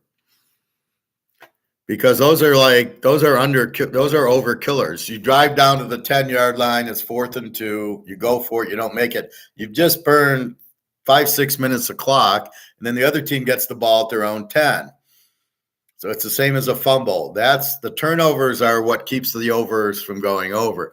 Washington has a fairly good defense. I'm sure they watched what teams like Utah and they haven't played UCLA yet. Arizona did to USC. Arizona was 28 all. Washington's got a fairly good defense. They got a 25 defense in conference, right? So now I'm doing in conference defenses, taking away the high school games and the Bowling Green games. So they got a 25 defense, which isn't bad. And they'll put pressure on Williams, and they'll try to slow him down. They'll try running the ball a little bit more. But I wouldn't be surprised if it was like the Oregon game, 36-33, 69. That's a lot of points. You're not going to win. You got to get into the 70s. Now, they might get a 100-point game. I like that with a 60-point total. And so in my Washington State-Stanford game, I got 60. All I need is 54. That could be a 100-point game, but I only got to get up to 54 to win. You got to get to 71 to win. That's a big number. Now, I know USC, good offense, but Washington can play some defense and put some pressure on the quarterback. And if USC goes on 4th down against Washington's defense, Oregon couldn't make it. They won't make it. That'll keep it under. Now, I'm expecting for sure they'll be in the 60s. Do they get to 75 or not? I don't. It's just a big number. So you can bet it, but like I said, I'd rather go to Washington State, Stanford, or the Colorado game and go over there with teams that it's a more reasonable over. But Washington has a defense. General Chow tonight. I've been getting with the sauce on the side because of there's sugar in the sauce, and this way I can have a little bit and dip it in, but not too much. Professor Gold Standard sound dollar coming soon to America. Well, we don't have any gold, Luke. That's our problem. The idiots in charge haven't bought any gold. They've sold our 8,000 tons, so we don't have any gold. And apparently we're not buying it at these low prices of 2,000. So how do we go on a gold standard without gold? It's the only thing that'll save us. But you need gold to do it. And we don't have any. Now, I don't know if that'll stop them. They'll just say we do have it. Oh, yeah, we got the 8,000 tons. We won't let you audit us, and we won't show you, but we do have it. Knowing these crooks, they'll probably try to do that. It's the only way. If I was president tomorrow, the first thing I'd do is get rid of the central bank. The second thing I'd do would put us on the gold standard. If that meant going to China and buying gold, if they'd let me, or somehow finding gold to buy, I'd be at the coin store. Oh, I need about 4,000 tons of gold so we can, I guess I can print it. And that would be what I'd back the money with, but it would be at a lot more price than 2,000. So I don't know. I mean, they have to get gold to go on a gold standard, but it's the only way out. So anyway, back to the card, the $4 million Brady card ends up getting, and your houses and your cars go to $0 terms. So in dollars, I love showing off my euro. In dollars, your house is worthless. Your house goes to $0 in dollars. Understand that concept. Only in dollars. There'll be a new currency. It'll be called gold with gold-backed currency, but it won't be in the U.S. That's what it'll be priced in. So it gets priced in gold, not dollars. So don't worry about your expensive stuff losing value, like your house going to $0. It then gets priced in gold. So Luke, when you want to buy that new house, you're going to walk in with an ounce of gold and you'll buy whatever house you want because it'll now be priced in gold because there won't be dollars to price anything. However, there's still assets. That's why it's key to buy real assets, and they'll have values. So this is $100 goes to an ounce of silver or something like a half ounce of silver. We'll buy it. So it gets changed to whatever the currency is. It's still the same. It's a market. I have something to sell. You have something to buy it with. I will accept silver and gold for this. Then we dick on a price. And once we figure out the price, once we understand the price, then that's the price. So when you sell your house, or it's a $500,000 house, and you walk in with an ounce of gold, and the guy goes, "Fuck yeah, gold, I need it." You've got to realize in America, of the 360 million people, there's what, 20 of us with an idea of buying gold, and whoever's buying it at Costco, probably the mafia. So people don't understand it. They're all going to freak out because their dollars are going to be worthless. And we're going to be sitting back like Eddie Murphy and trading places with our gold going, I'll buy that and I'll buy that. And as people realize they've all been fucked over by Joe Biden and the Bidenettes, they'll all, and then we'll walk in and, well, I have gold. All of a sudden that'll have a huge value, much higher than 2,000 an ounce. It won't be in dollars. You'll have the ounce, it'll buy a house. That's how you're going to buy your house, Luke. That's why I tell you, as much as you can eat, buy it. And I'm in the same position you are, Luke. I'm just about out of money. But I start worrying about it, going, shit, I don't have a lot of money. And then I realize, yeah, but I got a whole lot of gold and silver, which is money. If I need to, I go back to the gold store with an ounce of gold, and here's $2,000. So if I ever need to do that, but I'm trying to balance it where I still have money and I still to buy things, but I still have the gold. Egon in Switzerland. How about alligator? Alligators in England. They won't take our dollar either. Our dollar in the other parts of the world, that's the point. 80 countries are getting up. You go to Venezuela, Brazil, you go to Russia, you ain't using the dollar. In the Western Europe, you can probably still use it, but it's going to zero, as is the euro and the British pound and the Swiss franc. They're all going to zero. All the paper currencies are going to zero, and that leads us to the gold universe. So as the paper universe is dying, because, again, the whole point of Pandora's box is don't open it. The whole point of paper currency is don't overprint it. We're going to give you this paper money, you're rich, but one condition, don't print it to zero. And what are we doing? Printing it to zero, because now you got idiots who are Keynesians, and it's already proven Keynesian doesn't work. It's communism, right? So we've already proven it doesn't work. So what do we got? Keynesians running it. What do? They keep printing it because they don't understand. They're so fucking stupid. They don't understand if I keep printing it, it goes to zero. How the fuck do you not know that? Have you not seen the other 1,000 currencies go to zero? Did you never hear of the Roman Empire, the French under Napoleon, the Spain, the British in the early 1920s? Did you miss something here? Go look at the France with Napoleon and what happened. They had the gold. They went to war. He went to Waterloo. And guess what? It collapsed because they ran out of money. I don't know why they go to war. It's very costly, and yet they go to war, and then they end up going broke. We're going to war. I think the Israeli war is so we can leave the Russian war, right? So it's us versus Russia. Russia's killing us. We don't want to admit defeat. It's like we're going to take our ball and go home. That's what we're doing with Russia. It's got nothing to do with the Ukraine. Just that they want some cities back that are Russian because they want a Russian culture. That's why he's not bombing the hell out of the Ukrainians, because they're Russians in his mind, in Putin's mind. So that's not even a war. And what did we do? Well, we can't admit we fucked up there, or we tried something. We didn't realize Russia was that strong. So now we go to Israel.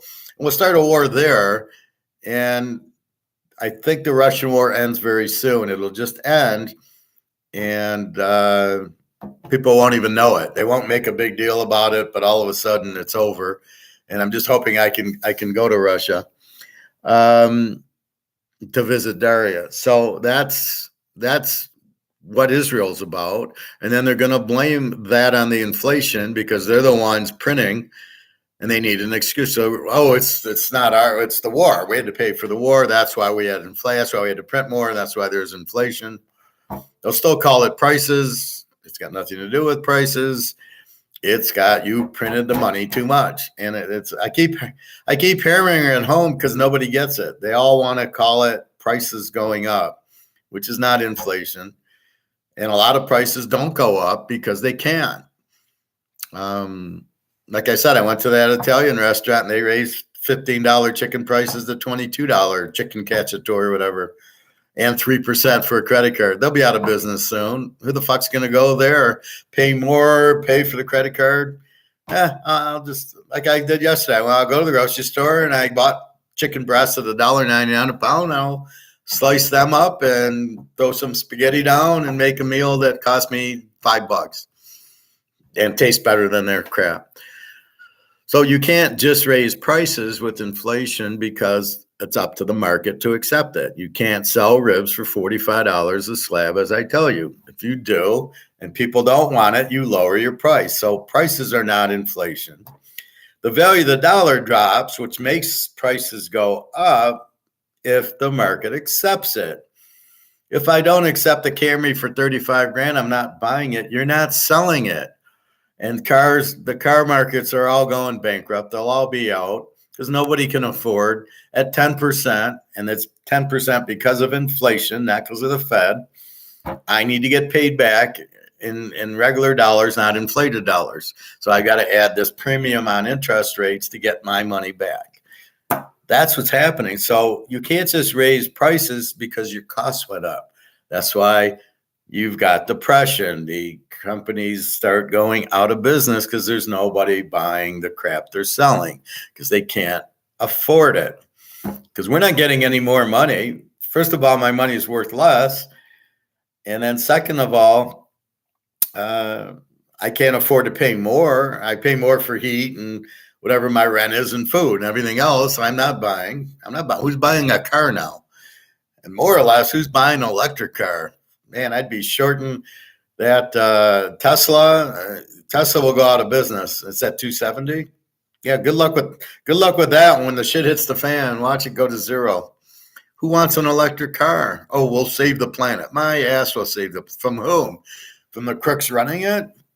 Fuck that. Yes, General Chow tonight. Luke, I think we have it. So BRICS currency coming in January. Well, the Russians are taking it over. I don't know if it's coming in January or the Russians are taking it over. So Putin will run BRICS in January. How long does it take for the BRICS currency to go back? Probably not too much further, but the ruble will come out with gold back ruble because it's worthless now. It's at 100 to 1 for the dollar. So the first thing's going to be that, but they're already coming out with oil. They want to get paid in gold. And so the whole thing's collapsing, which I'll show you on Mark McGuire shortly.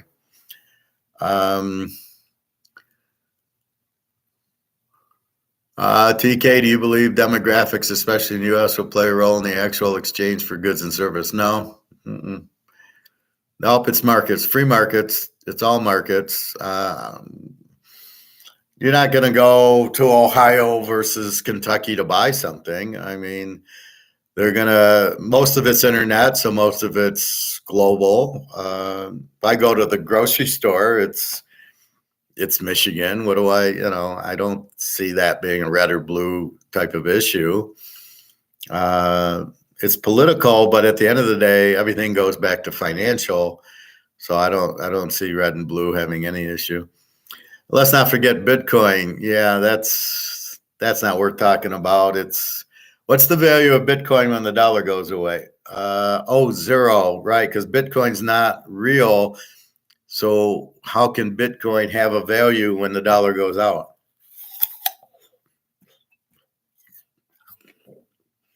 It can't be backed by gold because nobody knows what the fuck it is. It's not physical. That wouldn't be in Bitcoin. Some states use trade for goods and services, where some liberal states may still use cash,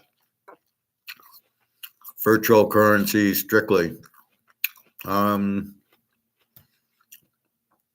don't know what virtual currency is, but again, if I go to the grocery store, I use my debit card. So as long as I have cash in my bank account, I can use my debit card.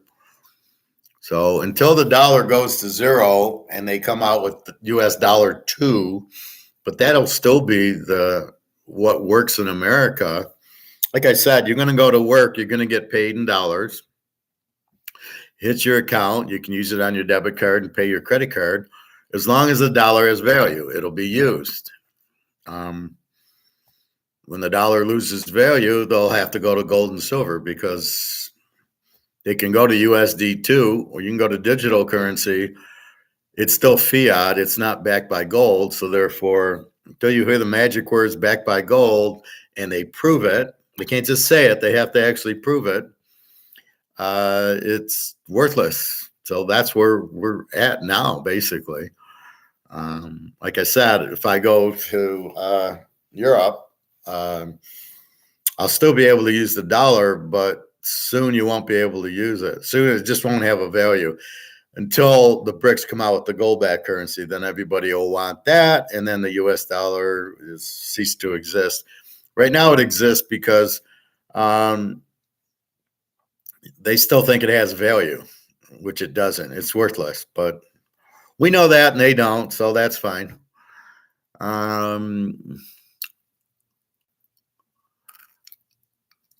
Luke, Bobby, I like Bitcoin, or I think that's Bitcoin too. I've made way more profits in Bitcoin than gold and silver over the past few years. Terribly frustrating with gold and silver and miners. Oh, God. Luke, gold and silver are controlled. So you're talking paper. We don't talk paper here. We talk physical. That's what they want you to think, is it doesn't move, so you don't buy it. That's why. What do you buy? You buy dollars because you think gold and silver doesn't move. As we've said, it's suppressed. So you would have made more money buying this Tom Brady $4 million card or the Montana, so we can take that argument here, Luke, to,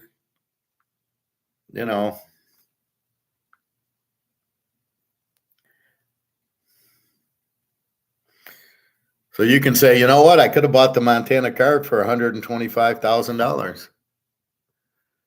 And that would be worth a lot more than your Bitcoin. But you can't go everywhere that something goes up in value and say it, but you're going to add at least 1 or 2 zeros to the gold. It's suppressed, but the Montana card's not, or is the Bitcoin not? They're not suppressed, so therefore that's what it is. But you've got to understand the game that it is suppressed. So, of course, gold and silver. But I'll tell you that gold was $35 an ounce in 71, is all the way up to $2,000 an ounce, even though it's suppressed now, is how bad the inflation is. So you made money in Bitcoin. You could have made money in the Montana card. You could have made money buying, I don't know. But that's the game. It's not, you're being frustrated because you don't know that it's being manipulated. But that's ending. And as soon as I get to Mark McGuire, we'll see that. But it's all over, right? So now here comes Russia, China with the gold-backed stuff, gold-backed currency, gold for oil. Then you'll really start seeing how the U.S. So you made money in U.S. dollars, but your U.S. dollars are worthless. So let's say you made $50,000 in Bitcoin. Well, at the end of the day, the dollar's worthless, so you made nothing in it. So in gold, it'll hold its value. That's the next part of the game. So you just got to hold on for that. Luke, you got others like Cardano or HBAR, et cetera, or just Bitcoin? I don't know what you're talking. Bobby, you're talking a foreign language. I see good points. Thanks for the clarification. Question popped into my mind. That's fine, Nick. That's what we're here for.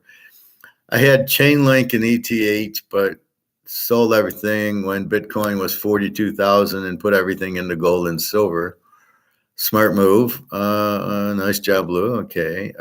Nick, hope you have a good football day today. Favorite play of the day is Navy over Temple. Temple is the ultimate Z team, and Temple can't stop Navy offense. Okay, good luck on that one. That's not bad. Crypto is most explosive asset, but metals are good preservation for bigger money. So that's smart to do. Cryptocurrency is a get in, get out, and then diversify to other assets like metals and real estate. Okay, Bobby and Nick, or Bobby and Luke, what makes crypto go up in value? Answer that question.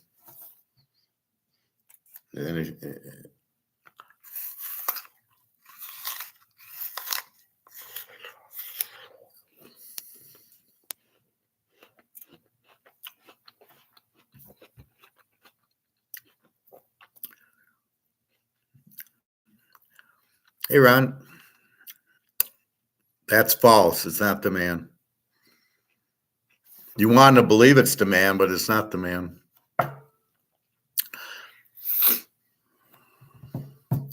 It's price fixed, just like the dollar, just like gold. It's price fixed by the Russians. So you guys want to live in a supply demand. You understand supply and demand. Gold is not supply demand priced. Neither is Bitcoin. They're all fixed. Neither are the FX exchanges. When the dollar is 95 cents to the euro, you think that's supply demand? No, it's price fixed. Everything is a Ponzi scheme. So your Bitcoin's a Ponzi scheme. There isn't any. Go find one. Show me a Bitcoin. You can't because they don't exist. The value is not determined by supply and demand. It never has been. Did it go up? Yes. Why did it go up? Because the Russians wanted it to.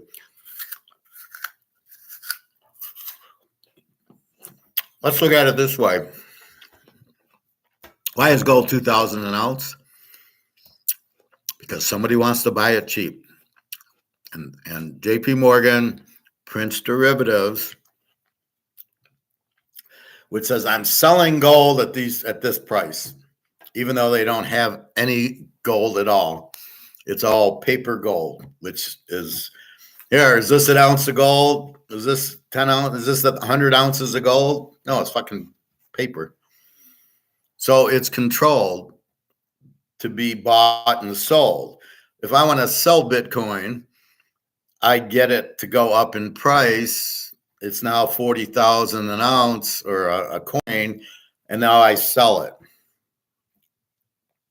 Most of the Russian oligarchs are behind Bitcoin to launder their money. They've got all these billions of dollars by corrupting in oil and gold and whatever they do in Russia, but they're in rubles. So they want dollars. So what do? They buy Bitcoin. They push the price up. However they do it in the back room. The price goes up and they sell. They buy it at 20,000. They sell it at 50,000. Then they get the fuck out. That's how Bitcoin goes up and down. And then they sell it. And then they push the price back down, either so they could buy more or they just got out. That's why the price goes up and down. It is not supply demand. It is not free market economics, as I show you here. Free market economics is I have this. You want to buy it. This is what I'm selling it for. You either buy it or you don't. Just like the ribs.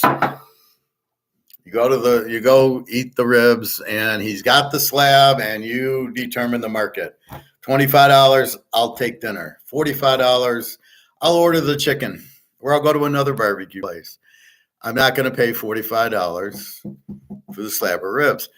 That's free market supply demand. That is not what you have in gold, and is not what you have in Bitcoin. I think you have it in real estate, but be careful assuming everything's free market supply demand. It is not.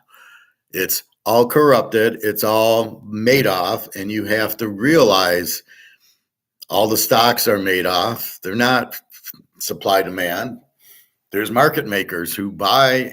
You sell Coca-Cola stock, you're not selling to anybody. The market maker is buying it, and he's got inventory, and then he's going to sell it when somebody wants to buy it. But what's going to happen is there's going to be a whole lot of people selling it and nobody on the other side buying it, because they're going to need money. Once they realize their money's worthless, they're going to start selling their stocks, but they're going to get money for it, and they need to get it into gold, but they can't think that far because they've never been taught. Somebody said, I think it was Greg John, says you should teach this at the university. It says they don't teach this at the university. That's the whole point. If they would just teach this at the university, you wouldn't have this problem. But they don't. That's why I teach it here, because this is one of the few places you're actually going to get it. Ron Weiss, I'd rather have something that I can hold in my hand, gold, silver, even a decent home. Exactly, Ron.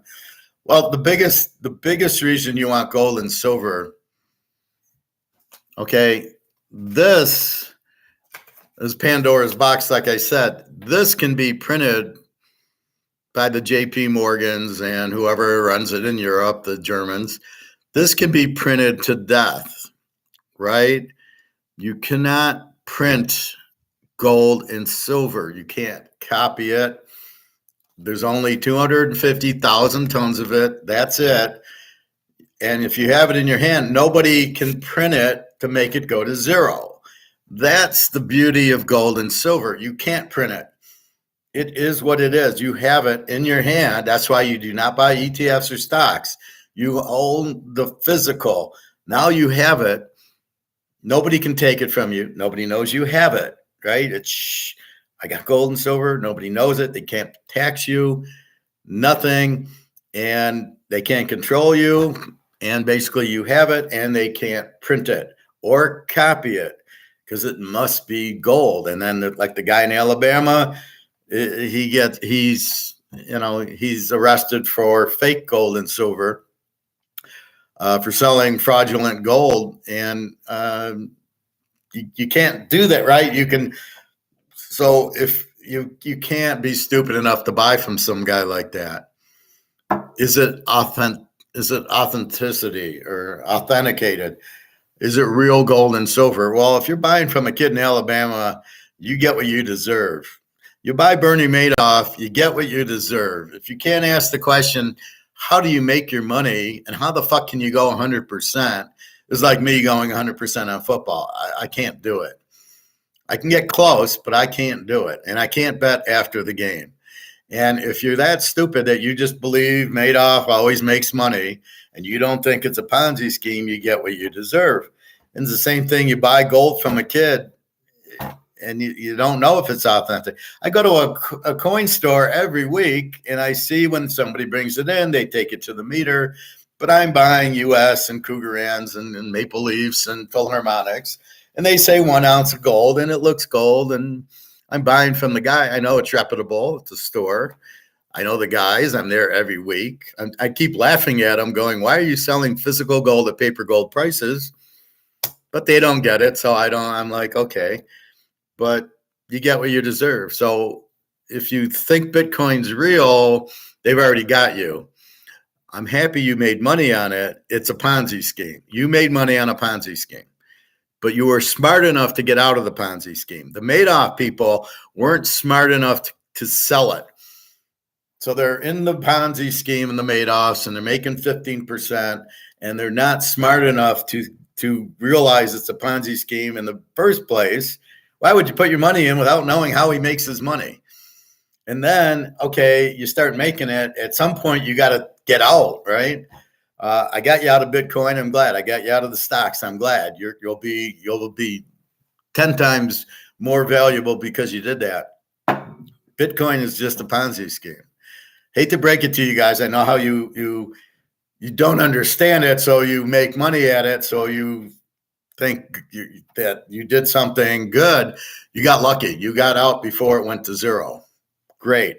All the Bitcoin stuff, all that crap you and Bob you're talking about, it's a Ponzi scheme. Sorry. That's what it is. But gold and silver, you actually have it, right? You have it in your hand. and nobody can say it's worth zero because there's always going to be demand for gold and silver. As you can see, 100,000 tons in Russia and China. That's, again, I go to Putin. He's got 32,000 tons of it. Is Putin an idiot? He likes it. It's shiny, so he goes, "Oh, good, I'll collect gold and it's nice and shiny." Or is he understanding it's worth a fortune?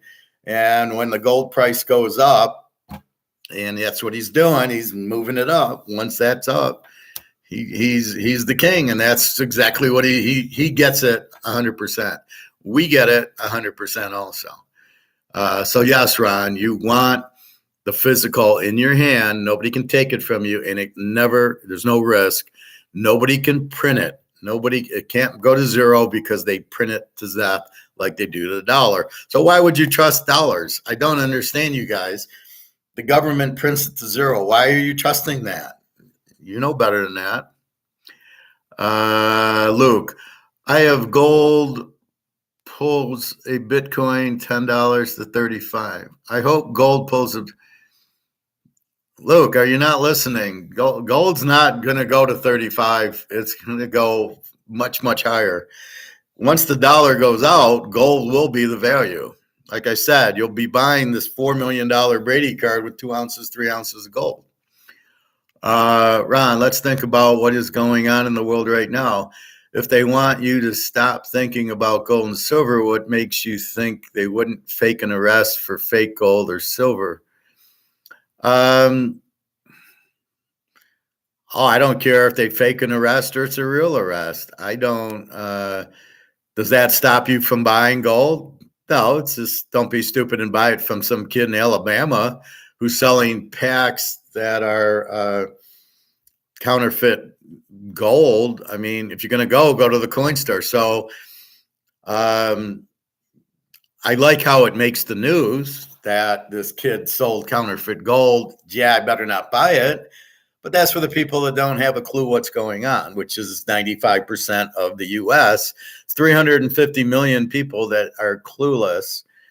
Only us understand what's really going on, and we need to buy it because the dollar's going to zero. How many people do you think understand that the dollar's going to zero? Besides us in the class, nobody. So yes, Luke or Ron, absolutely. Luke, I can see gold at 20,000 and silver at 400, 10K or so. I think the miners will do 40 times if that happens. Well, the miners will go up if there's still a stock market.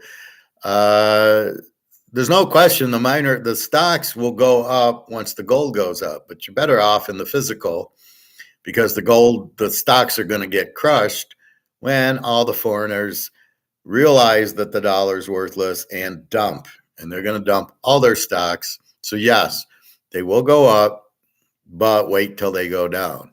But gold will go much higher than 20K, and silver will go much higher. Silver will go 10 times. So if it's 20K, silver's 2,000. Silver will be 10 times. 10 times silver will be gold, or 1/10. Kind of like saying Biden got 81 million votes. Kind of like saying that, exactly.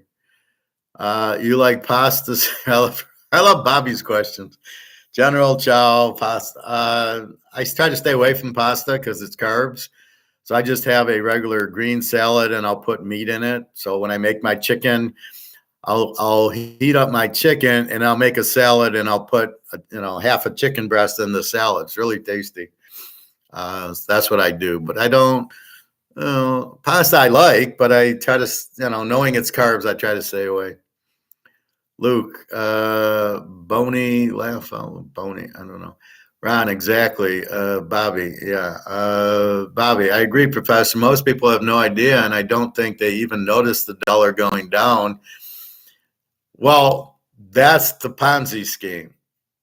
What they think is happening is Oreos are raising their prices. Coca-Cola is raising their prices. They go to the grocery store and they see Coca-Cola's now what, $2.99 for a 2 liter. It used to be $1.59. They see that but they don't understand. They don't do the INFJ. They don't dig into why. The why is the inflation, where Coca-Cola's costs have gone up, so Coca-Cola's charging more. So they think it's Coca-Cola, the evil Coca-Cola, not the evil government, JP Morgan, who's printing the dollars to death. They don't catch that. And then the news comes out and says, oh, look, prices are going, inflation, prices are going up. Oh, look, prices are coming down, inflation's going down. That's what they hear. Why in God's name do you believe the government? The one people that you should never believe is the government, because they're corrupt and all they care about is themselves. It's like these movies. The Attack on Wall Street. What does the guy say? We don't give a fuck about the customers. All we want is to save the company. They do the same thing on margin call. All we care about is saving the company. Fuck the customer. So they sell all the worthless paper, because the real estate trusts have all gone to zero because people can't afford them and are not paying their mortgages. So all these writs are now worthless. So what do? They dump them and all the customers get fucked. That's the bigger Ponzi scheme. I don't know if it's the bigger Ponzi schemes, the government run by the banks, or Wall Street run by the banks. All I know is the banks are the biggest criminals and they never go to jail because they run the government. So they never put themselves in jail. Thank God for the Russians. Thank God for Putin, because Putin and China are not involved in the game. They're the ones buying the gold.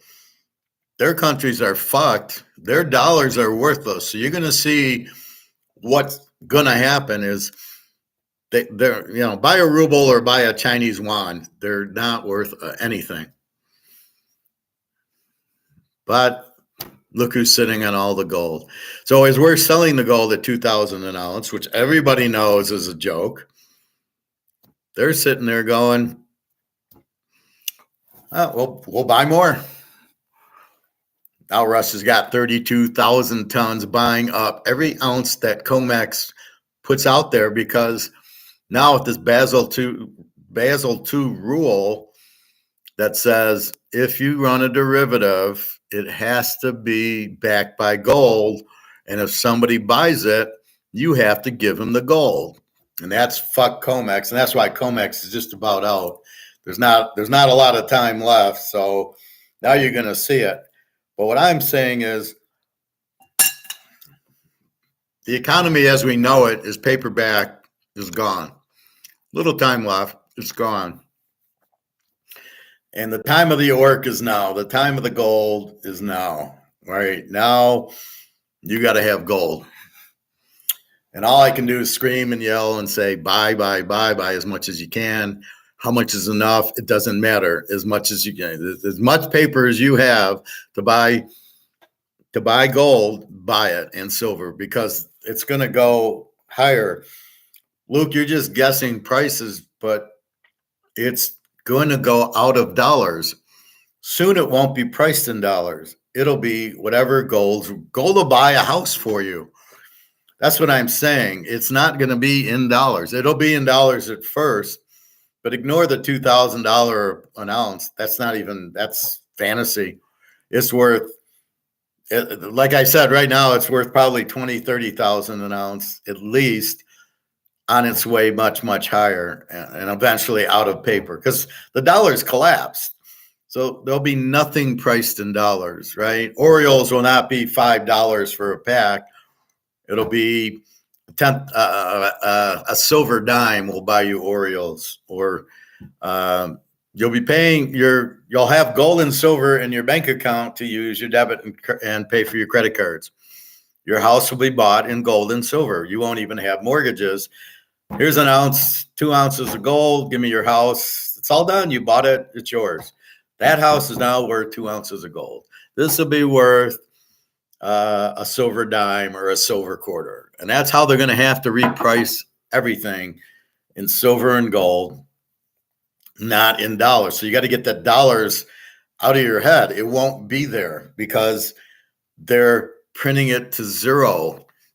Now there might be, I mean, look what Venezuela, they're on their 8th Venezuela, whatever. They're a communist country. The inflation's like 60,000%. They got oil, but their dollars, their currency is worthless. They won't go to gold. That's why they're joining BRICS, to get the BRICS gold-backed currency. Everybody needs the gold-backed currency. They're getting out of the US dollar, but nobody's going to trust the Russians and Chinese, so they have to. So it's all being laid out for us. It's right there. And so all we can do is buy as much gold and silver, and then try to meet Daria. And she lives in Russia. She can get us gold-backed rubles or gold-backed BRICS. And that's our out. Well, here's $1,000. I get how many BRICS gold-backed currencies, and I got gold in the currency. And now I'm all set. The U.S., will they be forced to get the BRICS currency? Probably. What are they going to use? What's the euro going to use? I mean, this is the collapse of Western Europe and the U.S. and Canada, because it runs on money. And if you fuck the money up to zero, you fucked everybody up. Now we can either sleep through it and put our head in the sand and go, oh my God, I didn't know Madoff was a Ponzi scheme. I lost all my money. I've lost my house. And we can start crying on the TV. Oh my God, how could Putin do this to us? It wasn't our government. It was the war with Putin and the war with Israel. Oh my God, I'm poor. Oh, I got to depend on the government now. They're the ones who got me into this mess. Or we can sit there and go, no, we're not. We're too smart for that shit. We're going to buy gold and silver. We don't believe Madoff is running a Ponzi scheme. We understand he's running a Ponzi scheme, so we don't want to play. We're going to go over here. That's why I never got involved with it. Somebody told me about it, and I said, you can't make 15%. I'm an economist. I understand that. If interest rates are 3% at the bank, you're not making 15% unless you're doing something highly illegal. So I never got involved. I laughed. My brother-in-law was in it. I just laughed at him. Well, good luck. It's impossible. And I remember that. It was a Sunday, and I remember just laughing at him going, you can't make that legally. There's no investment you can make 15%. Then you tried to tell me, well, it's strip malls and yeah, okay. Good luck to you.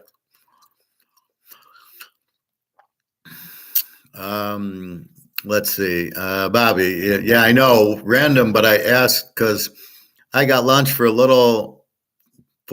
a ice little cafe over here, and they have great, go enjoy. Bon appetit, Bobby. Ron, do I hear $75 for the weekend locks? Yeah, every weekend is $75. It's $100 for all my picks. So yeah, I mean, that's just normal. Go to teaserking.com, just take a look.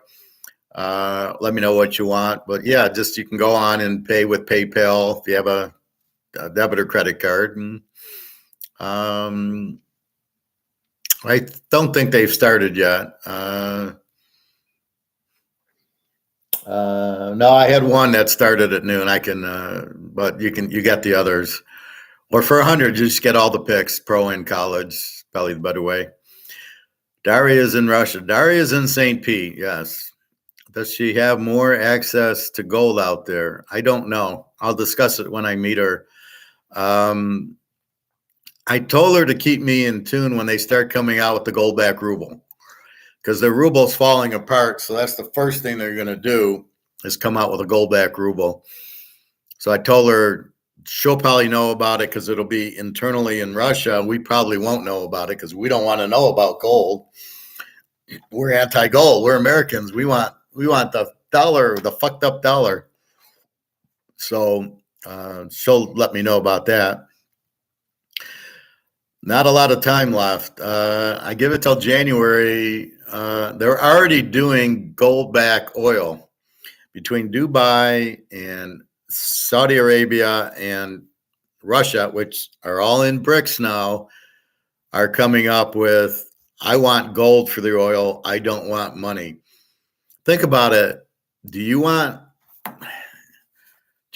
to, I keep yelling at Bobby to change his contract to not get paid in this because this is worthless. So Bobby's basically getting nothing for his contract, and I tell him to change it to gold and silver. Then Bobby will really be able to retire. He'll have 10 girls every day, because the dollar you're getting is going to zero. So what good is it? It will have no value. So why do you want to accept it?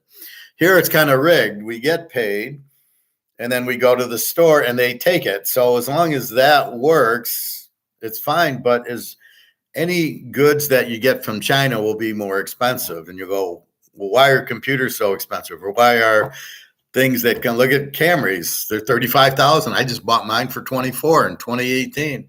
I quickly paid it off. I'm good to go for 10 years. And I will not buy a electric car. I'll walk before I do that.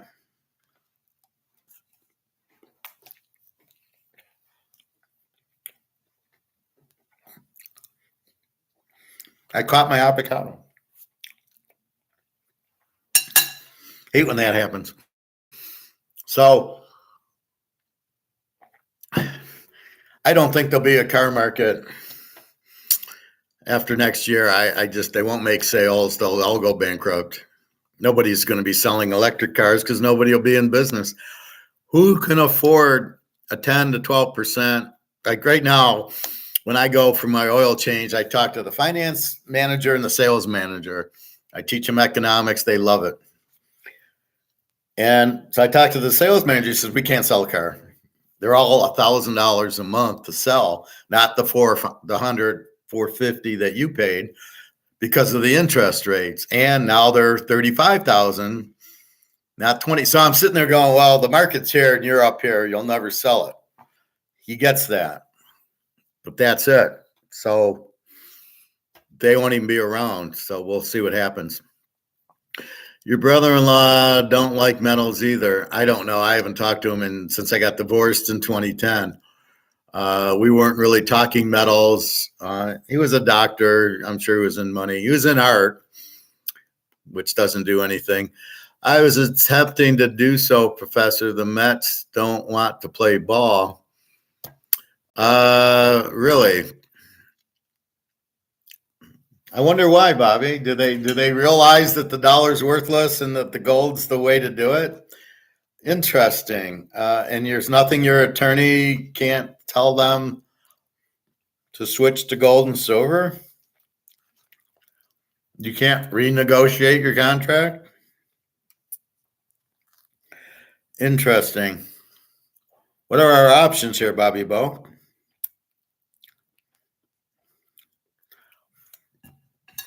What do the Mets say as to what's the difference? $100 has a gold price or a silver price. Why do I need to get paid in paper when I want to get paid in something else? I'll have to think about that, but why? What do they care if they pay you in paper dollars or gold and silver, especially the inflation? Can you ask for more because the dollars are being inflated? And then you buy gold with that. So you can still buy the gold with the dollars they're giving you. That's almost what I would do, is just take the check and go buy gold with it. Sort of the same way. But you're asking the Mets if they're buying gold? Ask them if they're buying gold and see what their answer is. Every time I go to a manager where I work and I tell them about gold, it's way over their head. They don't get it. All right, let's show a little bit of Mark McGwire.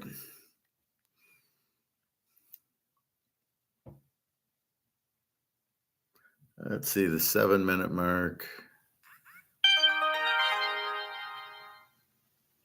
Who's in charge here? I'm going to tell you how this guy founded the multi-million-dollar beverage company. Is physically driven and is not primarily being driven by historically rinsable paper market speculator demand. In fact, we're evidencing a historically very low spec driven long open interest. In other words, speculators are not really in there chasing the price higher. And some of what the speculators have bought is sticky. Instead, liquidity providers report this gold demand is being driven by very tight physical supply into very strong physical demand. Now, these supply imbalances are forcing the offer to sell bullion into the marketplace to rise in prices accordingly. And while this is not so evident in the increasingly illiquid local London fixing process, which does not come close to reflecting the real gold price determined by the increasingly liquid physical exchanges such as Moscow, the SGE, where global south prices are actually being discovered. Nor do these local London fixes reflect the non-disclosed central bank monetary gold purchases. And even though we just seen the World Gold Council talk about record central bank gold demand, none of that is captured in the monetary gold inflows. And we'll look at that shortly, but the problem the Fed faces is that each round of T+2, in other words, when something becomes deliverable in London, it has to be 2 days deliverable under Basel III NSFR rules. So this T+2 deliverable spot market milestone, it's what it's done is that the Fed is facing another milestone. And this is being developed. This is actually being evidenced in the 10 times larger spot NSFR compliant delivery markets, such as we saw it at 1800, 1850, 1900, 1950, and now the fight at 2000. And while we fully expect a fight, an initial pushback at every round number, ultimately it triggers fresh weighting layers of sidelined central bank sovereign bid levels. They tend to. So as he just said, there's huge demand for gold. So if it's supply demand, the price is not right. He says it's price fixed, which we know. It's not even close to the real price. So you got to ignore 2000 as the real price of gold. It's the paper derivative price of gold. Then he says Basel III, which means you must, if somebody buys your option or your derivative, you must sell them the gold. Right now, they've been playing the game of, I'm going to sell 10,000 ounces of gold, but I don't have it. And then my brother goes and buys the option and we make money on it. But we didn't have any gold that we were doing. Now they have to have the gold. And as the gold gets bought up by the Russians and Chinese and the rest of the central banks, they don't have it. That's what's going to end COMEX. They won't have physical gold to sell. Then it blows up. Then we get to a real physical. And as you heard, the demand for gold is very, very high. As we know, what's a market? I can only sell this if there's demand for it. Is there demand for gold? Yes. So the price will never go to zero because the demand is huge. So if we know that, that's what's going to happen. So that's the first part. Let's go to another one.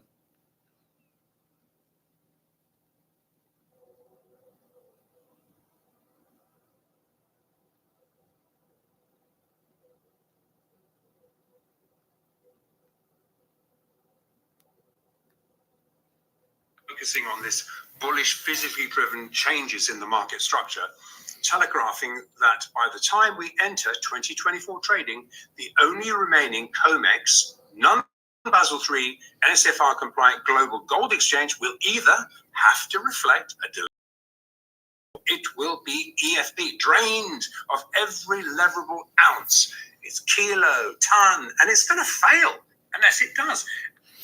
And that is the end of COMEX. Early 2024, that is the end of price fixing.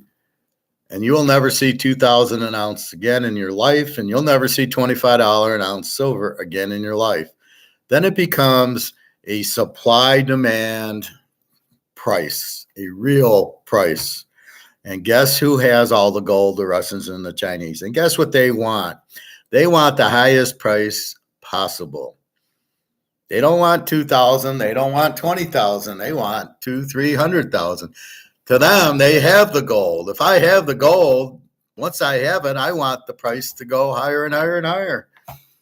And since they own 100,000 of the 240,000 tons, they don't need to buy it anymore. although they're still buying it. And as he said, the T+2, they still have to give them the gold. So Russia's sitting there going, you want to sell to me for 2,000 an ounce? Thank you. What is the U.S. doing? Why are they selling it at 2,000 an ounce? This is how stupid the U.S. is. So when Mark McGuire a couple of weeks ago said, is it part of a plan? You're out of your fucking mind. Who's planning this? Who would be so stupid? I'm going to sell it at 2,000 and it'll be worth 50,000. Yeah. So I want to sell a lot at 2,000 because it's going to be worth 50. Wow. Yeah, that's somebody's planning that. I mean, this is how stupid the U.S. is. This is how stupid the Keynesians are. And the Keynesians are running the show. This is what they don't even understand. The Keynesians aren't running Russia and China. The Austrians are running Austria and China. You can see the difference. They understand the value of gold. They understand the value of printing the dollar to death. They get it. They're the ones buying all the gold up. It's as simple as that. And that's so we want to join Russia and China and be on that team and basically say, that's it, fellas. Let's go to the moon with our gold and silver, which is why I'm telling you to buy it now. You won't be able to buy it later. Now, the silver that Luke keeps buying and that I have and Bobby are going to trade it for gold later on. Yeah, we'll use it for the grocery store to buy milk and eggs, and they'll have to come out with silver dimes, quarters, nickels, half dollars, so we can buy eggs for a silver nickel, let's say. But they'll have to translate all the prices. So what is the cost of eggs will not be in dollars anymore. It'll be, well, it costs us a silver nickel. I'm going to sell it for a silver dime to make profit on it. So the concept will be the same. What's my cost? And then what I got to mark it up to make money. Businesses will still be going on, but everything will have to go from a dollar system, dollar universe, to the gold universe. There's no barter. It's just simply things will have. How are you going to price it? So you're selling Coca-Cola. How are you going to price it in? How are you going to figure it out in dollars when there isn't dollars to figure it out in? Or there'll be this conversion where it'll be $1.99 / a silver dime or a silver nickel or a silver penny. That's what's going to happen. There'll be two prices until you finally get out. But since nobody has gold and silver here but our class and whoever's buying it at Costco, I feel sorry for these idiots buying from the guy on Facebook, but they clearly aren't watching me. If they were watching me, they would never have bought it, because if it doesn't say 1 ounce, you would never buy. My class does not buy from idiots in Alabama who sell it on Facebook. No, we stay away from that shit. We go to the store, we buy it from reputable. We want to make sure we're buying gold and silver, so we would never buy from a kid.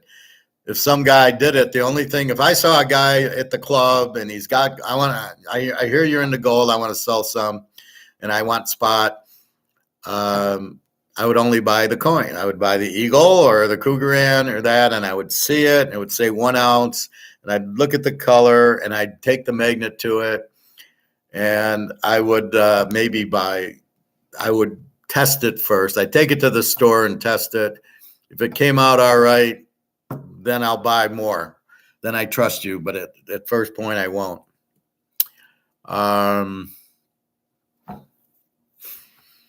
I was attempting. I'll tell the Mets to fuck off. Ask the Mets if they're buying gold and silver, and if they're not, then just laugh at them, saying, "Well, I'm taking your money and buying gold and silver, and you'll be out of business soon." I love eggs. By the way, you had an omelet already today. No, I didn't. I'm eating my avocado, and I had an apple and some chocolate. How about the Chinese you go to? Will they take gold or silver to purchase General Chow? Probably silver, but I don't want to spend my silver for only $20 worth of goods. But I think she knows enough about it, but they're not buying gold and silver. They're too stupid. They're just she kind of ignores me when I bring it up. She kind of, then they'll say, well, in China, if you buy a house, you get a pound of gold, or they buy it out of their banks. So I think they know enough about it, but they're not, they're too stupid to have a conversation with me to understand what they're doing. All right. In its current form, the COMEX is no longer fit for purpose. So really, let's look, and had so many questions about it. So let's look at how this process rolls out and actually why. Given we are 100% certain that every single first-tier LBMA bullion bank acting as a liquidity provider bridge between the deliverable spot and the undeliverable COMEX markets, they're all long physical bullion for their own books, alongside the Bank of International Settlements. Why wouldn't they be? And every global South central bank, including the BBOC, are betting on higher gold prices. So let's look at what will force the COMEX to ultimately comply with Basel III NSFR physically backed conditions and become fit for purpose as a legitimate hedging vehicle to this is my question against other asset classes, what it should do. Against the Fed's wishes, having no unencumbered gold reserves, they had no place at the BIS negotiating table.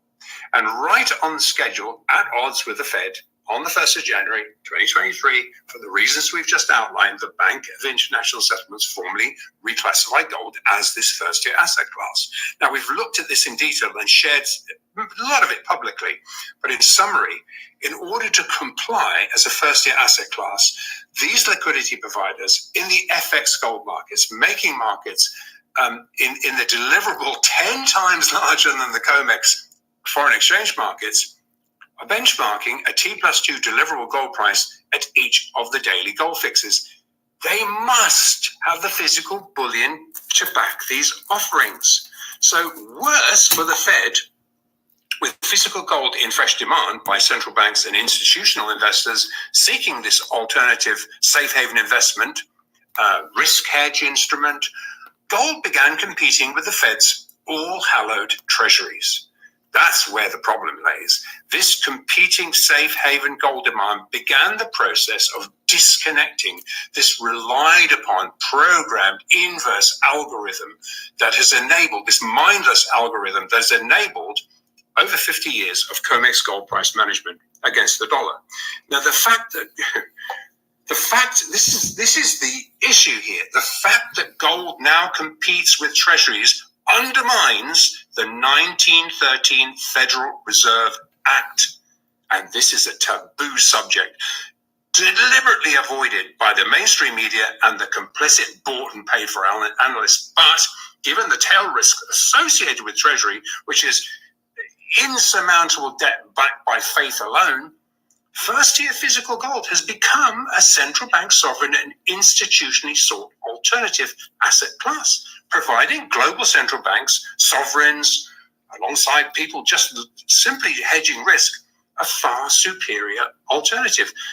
Really, physical gold is the only globally accessible zero counterparty risk asset class liquid enough to compete with treasuries. And the weaponizing of dollar. So what have I said? We've talked about competition.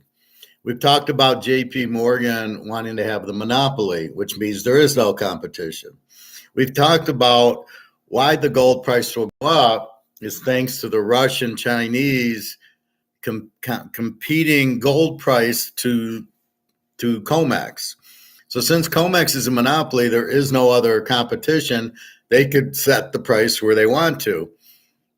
Here comes competition from China, Russia, and gold on the treasuries, and it blows it up because this cannot compete with gold. Gold wins every time. Maybe not in America, but in the whole world, everybody knows they'd rather have gold than the dollar. That's what I keep talking about for economics is competition, right? There's two Chinese places. One sells fried and the other one is wok and it's healthy. Where does everybody go? To the healthy one. Nobody wants to eat fried chicken, right? If you do, you want to pull the skin off. And a lot of that's because of the oil they cook it in. But that's another that's another topic. So this is why America used to work, was competition. Bobby played for the Mets. He had competition. He could have played for the Orioles, the A's, or the Blue Jays. And they paid him. And so he said, I'll go play for the Mets. They're going to pay me more. That's competition. That's why he makes so much, is there's few Bobbies and there's so many teams and they compete for his services. But because there's only a few Bobbies, he gets to make millions of dollars. Or LeBron or any of these guys now. Problem is the dollars are worthless.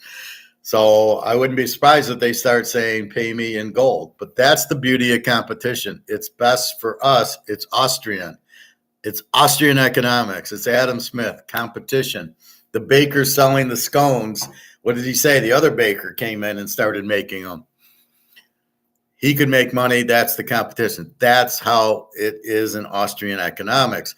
We don't want the government price fixing gold or anything else. Then there's no competition. Yeah, the people in the monopoly make money, but that fucks everybody else over. Now, what's good for us is we're able to buy the gold at this cheap price for a little bit longer. But now here comes the competition and there goes the price. So that's why I'm begging you to buy as much as you can now. Soon you won't be able to buy it at that price. There'll be gold out there because I know when it hits 50,000, I'll sell an ounce or two, but I really don't want $50,000. I want 50,000 bricks, gold-backed dollars for my gold. I don't really want U.S. dollars. You don't, be careful when you sell it. You don't want U.S. dollars because they're worthless. So you don't want to trade something like gold for dollars. You want dollars for gold. You don't want gold for dollars. So we'll talk about that. When the price goes and the dollar goes out, what do we sell it? Maybe we all go to Russia and meet Daria and say, here, get us the BRICS back currency that's gold back for our gold. So we will see. But a lot of things will change because you won't even have a mortgage anymore because you won't have a value of your house. And a lot of this is to kill the debt. A lot of this is, I don't know if it's to go to a CBDC because I don't think that's even the issue because the banks run the government don't want CBDCs. Then they're out of business. So the banks don't want to go out of business. They're not going to allow CBDC. So I don't really know what this whole thing's about. I think it's all Chinese run. So China can be the lead country. I think that's what this whole thing's about.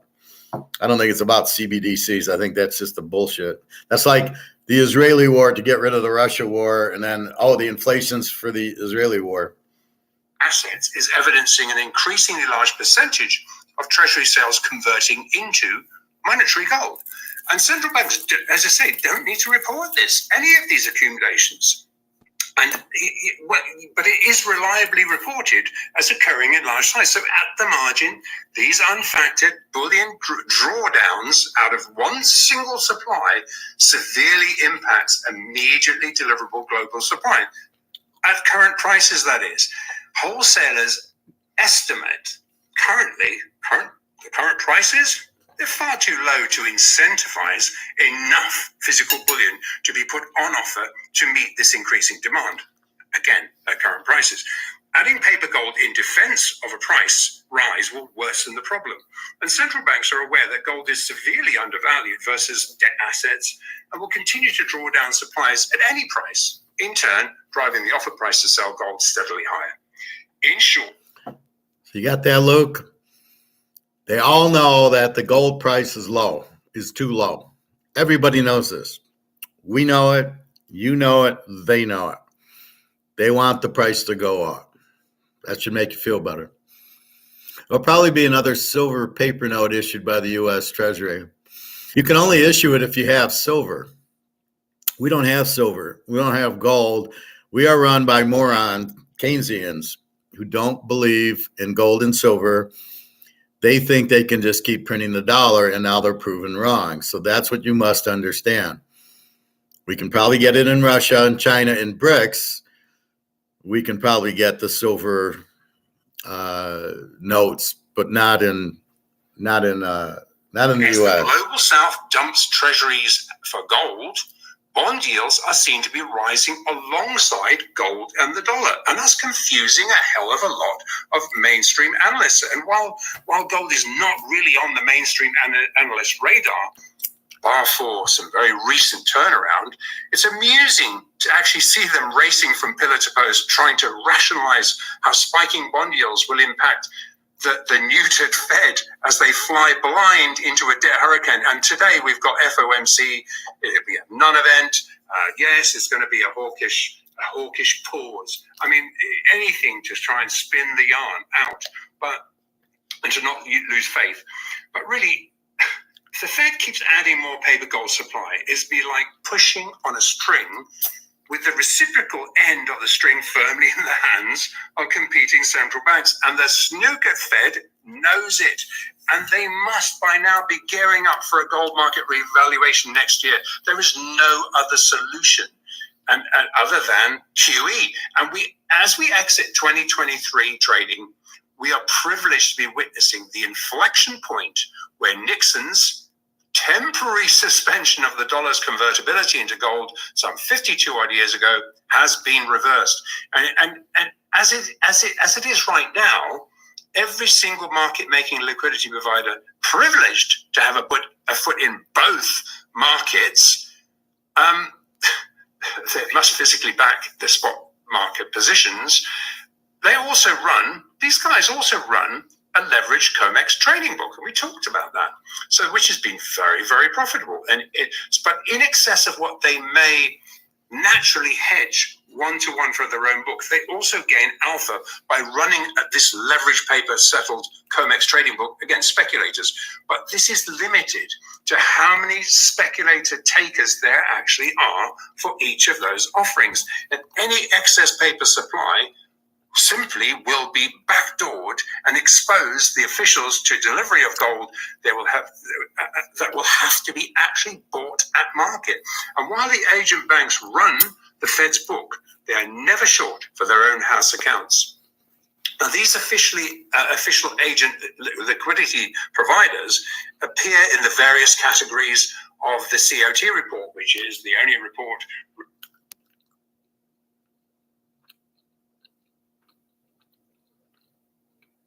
other than what must be contractually sold at market at the benchmark fix on behalf of the financing bullion banks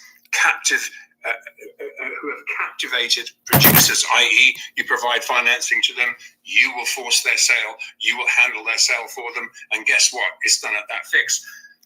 Other than that, no commercial or central bank wants to offer any bullion at these rigged, diluted LBMA fixed prices. Far higher bilaterally settled prices are being determined outside this siloed CME LBMA fix. And unless you're locked in like a producer that is financed by these LBMA banks, you can now trade that. The irony is that with such a clear, strong global physical demand, the gold fix is really exposed as a fix.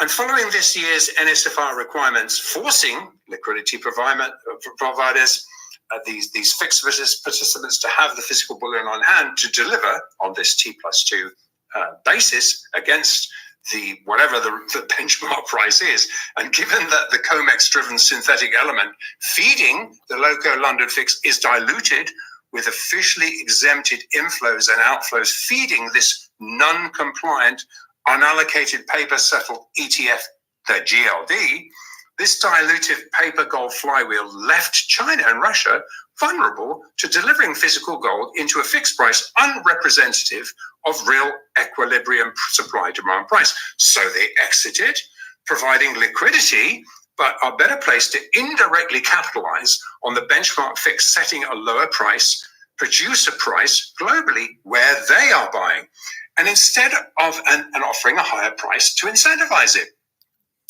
Now, instead, the China-Russia gold axis, controlling the lion's share of immediately deliverable global bullion, moved to develop a competing global south-facing gold price aggregated in Moscow and the SGE, which is reflective of an immediately deliverable live 24-hour published physical price.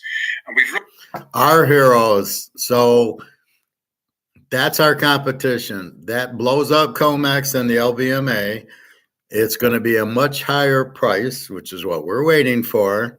And here it is, gold and silver, because the Russians and the Chinese have 100,000 tons of gold. So they are now said, you want gold? Okay, but this is the price we're selling it for, which raises the price. COMEX, if they want to play, have to raise to their price. So that's when you're going to see 2,000 go to 10,000 overnight.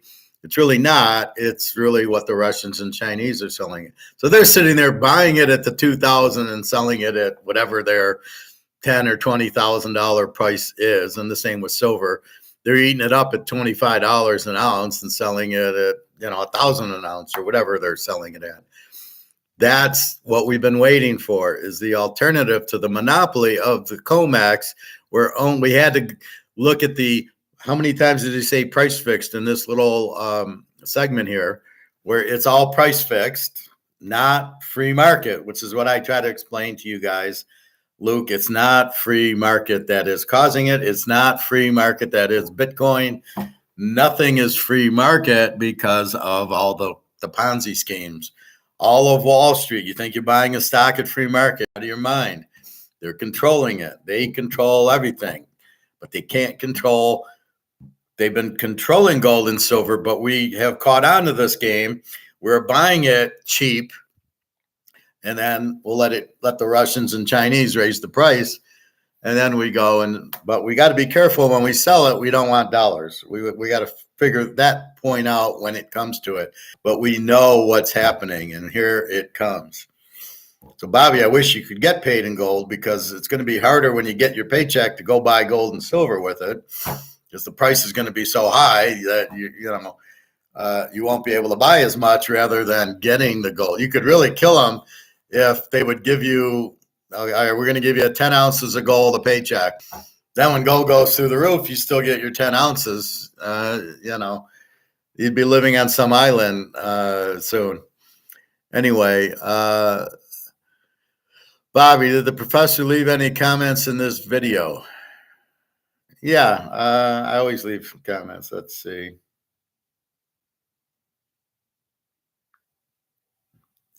There's my comment.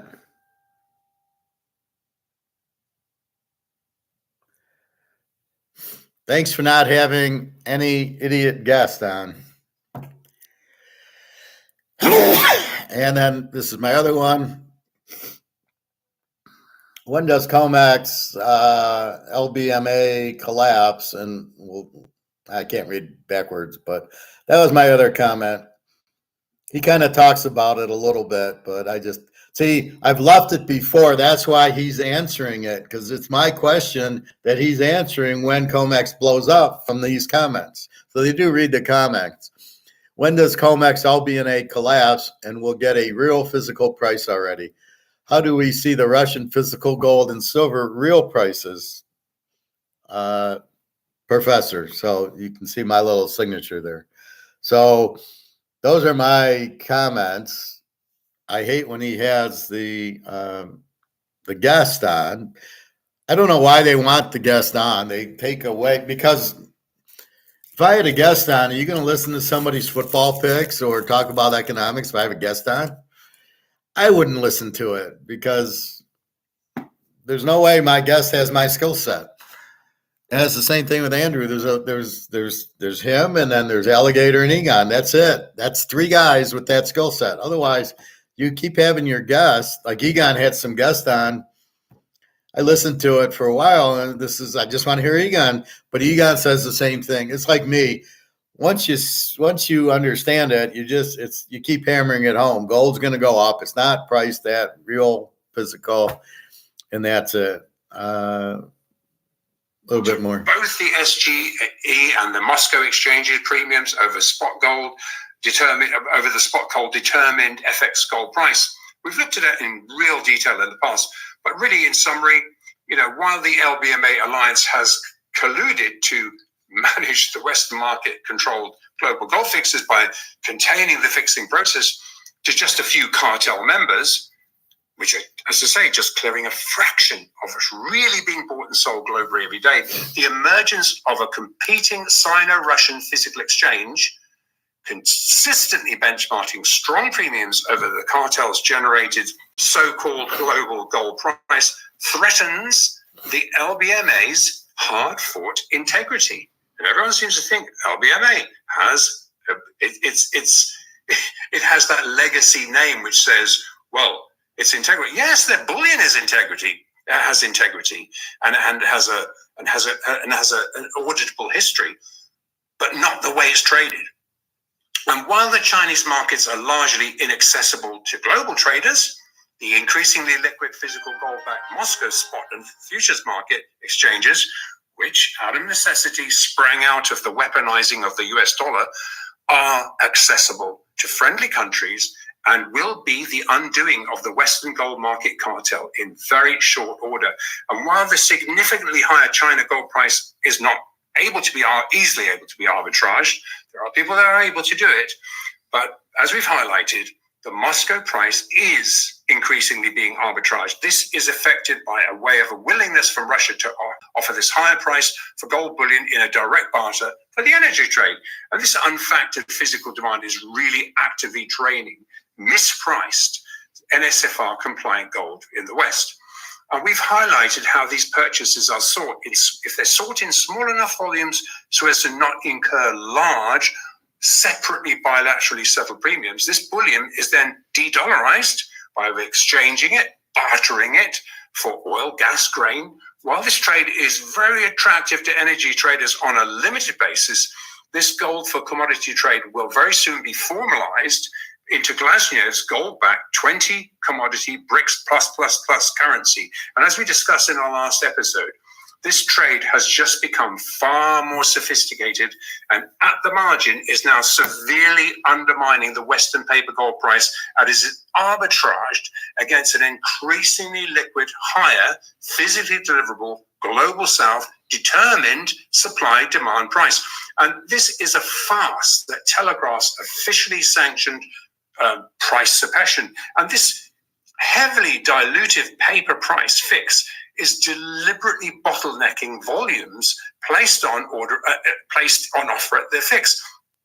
And what little is offered is snapped up immediately, capitalized upon by insiders who are busy building longs and locking in spot prices against freshly rinsed speculators, while front-running sovereign bidders who can benchmark the price but are forced to pay a premium for real physical in any sort of size. So basically, while this fixed process may just be sufficient supply to really accommodate orders for local London retail demand, wholesale orders must be bilaterally settled off the LBMA radar.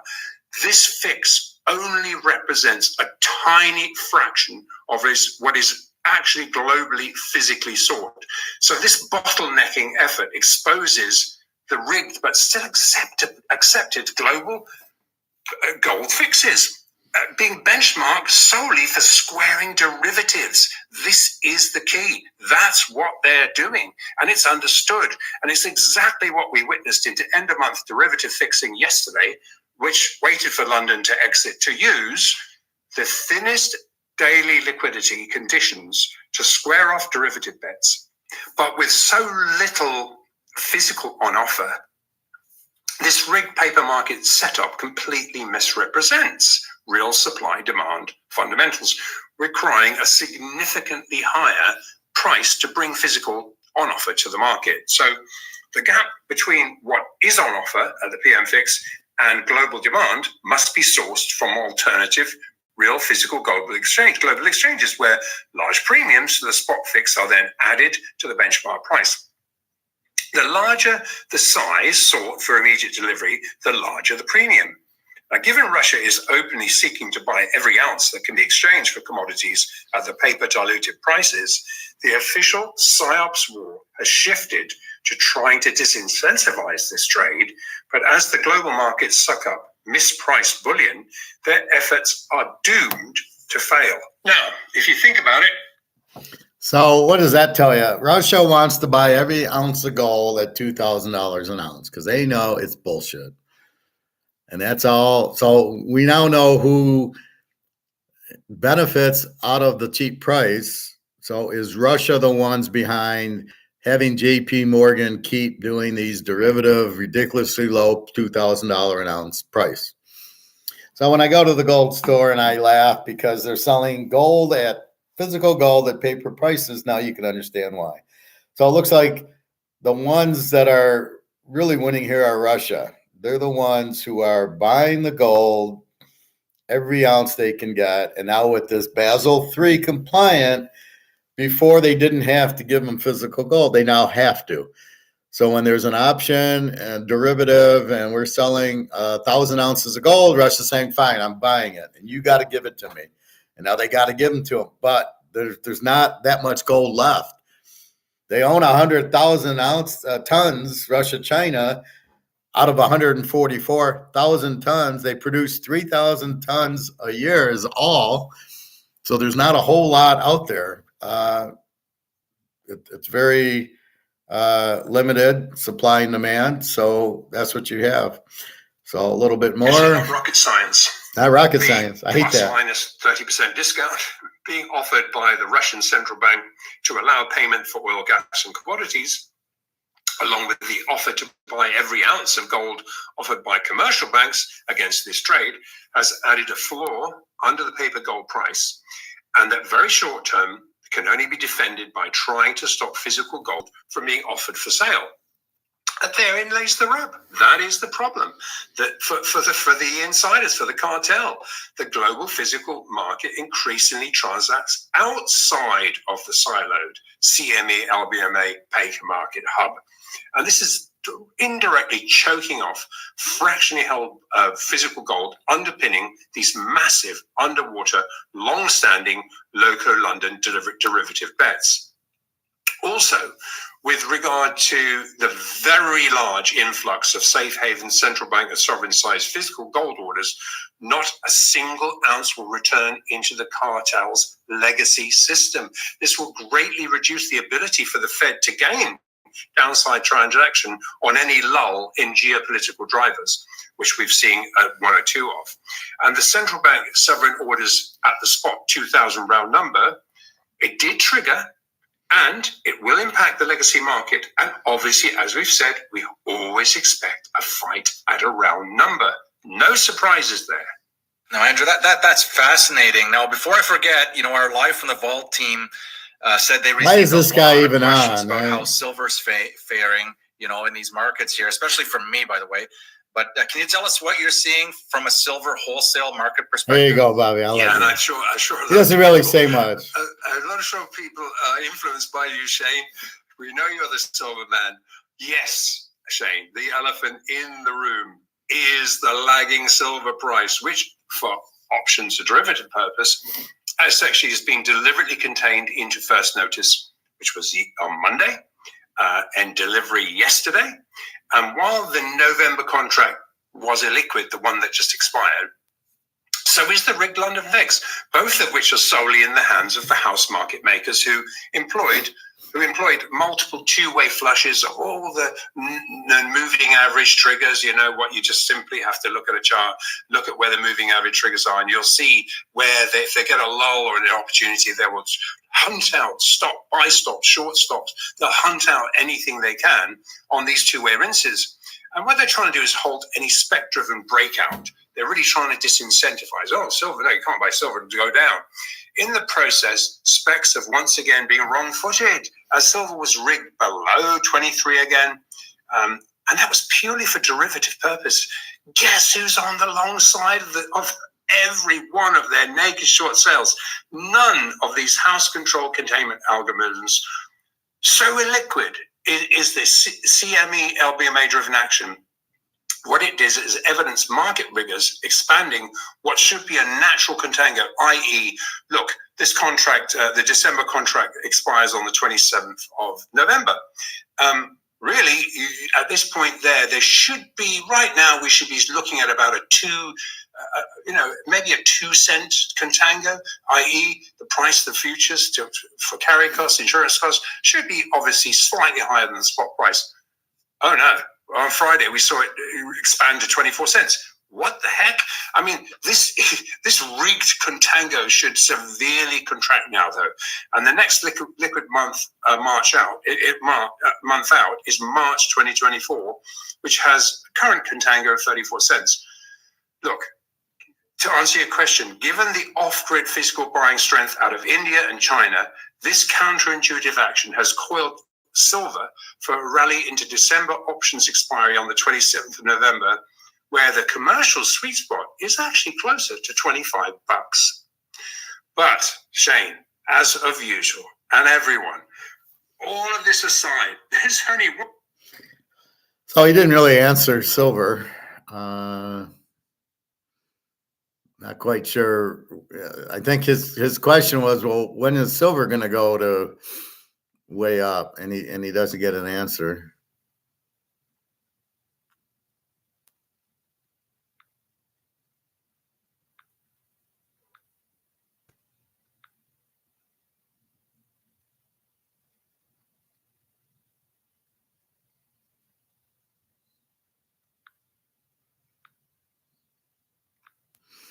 More postage scams, these guys. My package has arrived. Yeah, okay. I didn't order anything. They want you to do something, and then they either put a virus on your phone or they get access to all your shit. So don't answer these scams where they want you to hit something. Anyway. So good luck today on the football. 6 locks going, free play Kansas. Interested in the Oklahoma State game, the Texas-Kansas State game's going on now. Tonight we've got USC Washington, which should be a fun game. It's a lot of wood. We got Alabama LSU tonight, Michigan Purdue, Washington State Stanford. Should be a very high-scoring game. Wink, wink. So good luck to you. I've got so many plays, 6 locks, and there's a couple of games I'm waiting on injuries in the pros to see, like, is Stafford playing? If Stafford's playing, I'm locking the Rams. It's simple as that. There's no way Green Bay can beat anybody, not with love, especially against Stafford. So we will see. Again, there's a game in Germany. We got Miami at Kansas City, so don't forget. That's a 9:30 game. So tonight, you got to bet it because you'll never wake up to bet it. That's the only thing Vegas is not taking into consideration. You get up Sunday morning, you look how you did in college, and then you make your bets. But everybody will miss this game because it's on at 9:30. And who's going to wake up to bet the game? Who's going to wake up to watch it? I'll be on at 11, and we'll see the score, but I don't know. I don't really like Miami against a good defensive team, and I think Mahomes will rip them apart. So I kind of like KC, but we'll see what the line is. But, there's a few games. We hit the Pittsburgh over with Tennessee. You start making over-unders in the NFL at 36, we will start hammering over 30s. If it's in the normal 40s, we hammer the unders. So you tell me which way you want me to go, and I'm going to bet it. So if you make them 36s, 37s, we're going over. You're making them in the 40s, we hit you under. So you're fucked either way with me. I'm going to get you. I'm going to get you good. You think LSU can pull it off tonight? Yes, I do. Should be a great game. What you like in the KC game? I like Kansas City. I kind of like it under, but I'm afraid. But I do like because I think KC might score a lot. I think KC in 4.5 is a good bet because Miami doesn't have a defense. So KC's got a very good defense, which nobody look at what they did to Denver. They beat them 19-8. Then it was 24-9. They didn't score a lot. Denver looks really good. Denver's kind of start getting on Denver, just like Oklahoma State, just like Missouri, Kansas. These are the hot teams you want to bet on. But I think KC in 4.5 is the only way you can bet it. Miami shows when they play a good defense, they get blown away because they don't have a defense. So KC will figure out, they play Mahomes in practice. They know what to do against Tyreek Hill, who was on the team. The game's in Munich. They're going to be tired. Both teams are going to be, I don't know when they fly over there, but it takes a good 2 or 3 days just to get on the time zone and to get, you're exhausted from the flight. And both these teams, I'm 7-hour flight in Detroit. They got to get to Detroit. So they're, KC's at least 2 or 3 hours from me. Miami's probably 3 or 4. So you're looking at 10, 11-hour flights to get to Munich to play this game, or Frankfurt, wherever the hell it is. I don't know what they're doing in Germany. I don't know why they scheduled a game in Germany. And I don't think the Germans are even interested in this because they're dealing with mass inflation and the destruction of the euro. So I don't know who's running to a football game now. But they do that to distract you, like in the Roman times with the gladiators. Was a distraction. Let's look at the gladiators, and we won't worry about the government collapsing everything. So with that in mind, I'll probably take KC in 4.5. I can't play Miami in 7.5. They just don't have the defense. I would like to go over thinking that KC lights it up like they normally do, but they're not scoring that much, and their defense is very good. So this could be. Did I even pick it yet? I think I'll pick that. I don't know. I think it's a mid-40s game. The over-under is 50. It's a pretty big over with the Kansas City defense, because this is not a normal Kansas City strong offense, no defense. This is Kansas City with a decent offense and no defense. They are a B team with the 16 defense. I'm not fucking with an over in this game necessarily. But I think KC will be able to move the ball on Miami all day, because Miami's defense is a 26. And I like Mahomes against a weak defense more than I like Tag against a strong defense where we know he doesn't show up. Bobby, should be a great game. Yeah, KC. You still going to Russia this month? No, I'm not going to. I can't go to Russia. The plan's to meet her in Turkey. She doesn't have a passport, so I gave her some money to renew her passport. So once she has the passport, and I don't know how long it takes. Is it going to take a week or a month or 6 months? So once she has the passport, I'll book it. We're trying to meet Christmas, but again, without the passport, we don't know. But yeah, the plan is to meet in Turkey now while the war is going on. If the war ends soon and I can fly to Russia, then I'll just meet her in St. Pete. But that's the plan. Is that the girl that said she can only see you for a few minutes, or if you fly out there because her husband? No, that's my Romanian friend Irina with the baby. She had the baby. I'm going to give her gold. She wants me to meet the baby. And she gives me this bullshit, or maybe I'm reading it wrong. But we can go to I want you to meet the baby and we can go to the park. I go, I'm not flying from, first of all, I was upset that I'm going to fly all the way to Romania and you're going to see me for a half hour.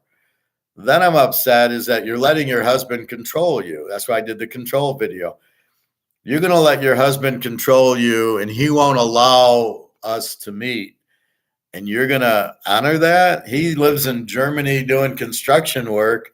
You think he's sitting there? You don't think he's got girlfriends in Germany? But you're going to be all nicey in Romania. I don't buy any of it.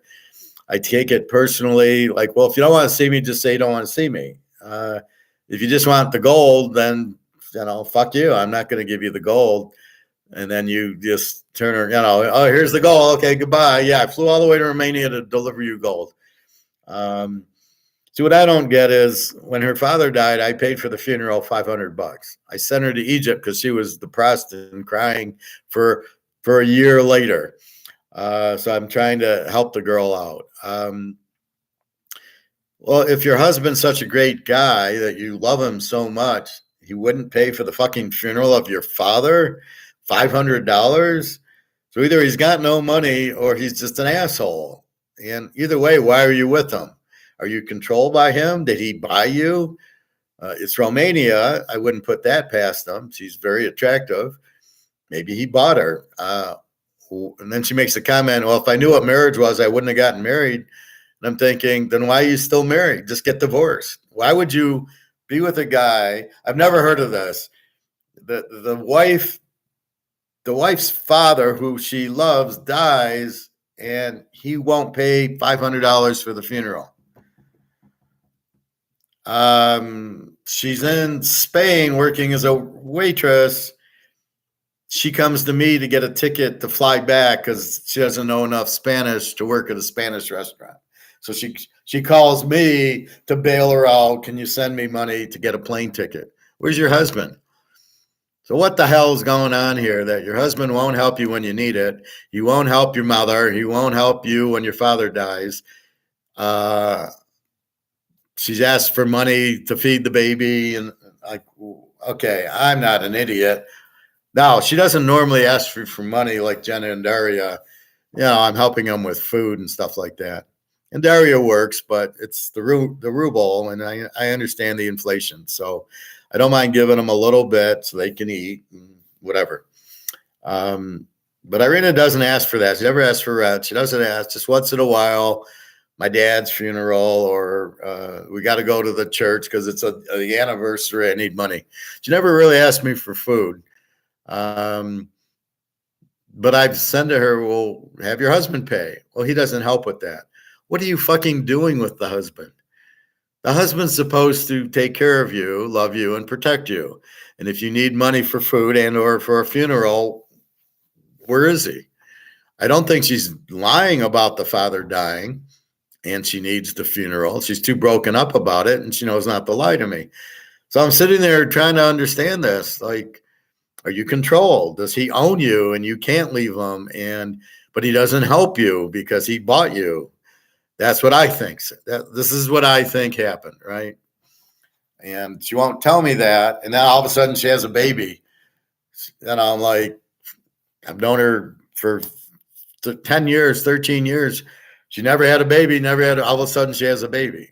I don't even know who she slept with. I doubt she slept with the husband because I don't think the husband could produce a baby or didn't want one. So maybe she slept with somebody else so she could get pregnant and have the baby. She seems happy with the baby for some reason, which I don't know why. But I'm looking at a girl that's obviously controlled with a guy.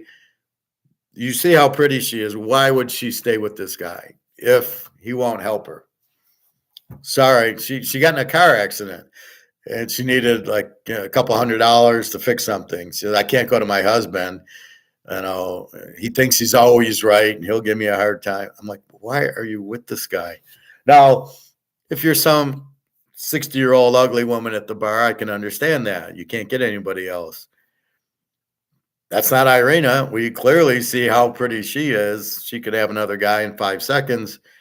What the fuck is she doing with this guy unless he bought her and controlled her? That's my only out on her. So right now I'm not going to go to Romania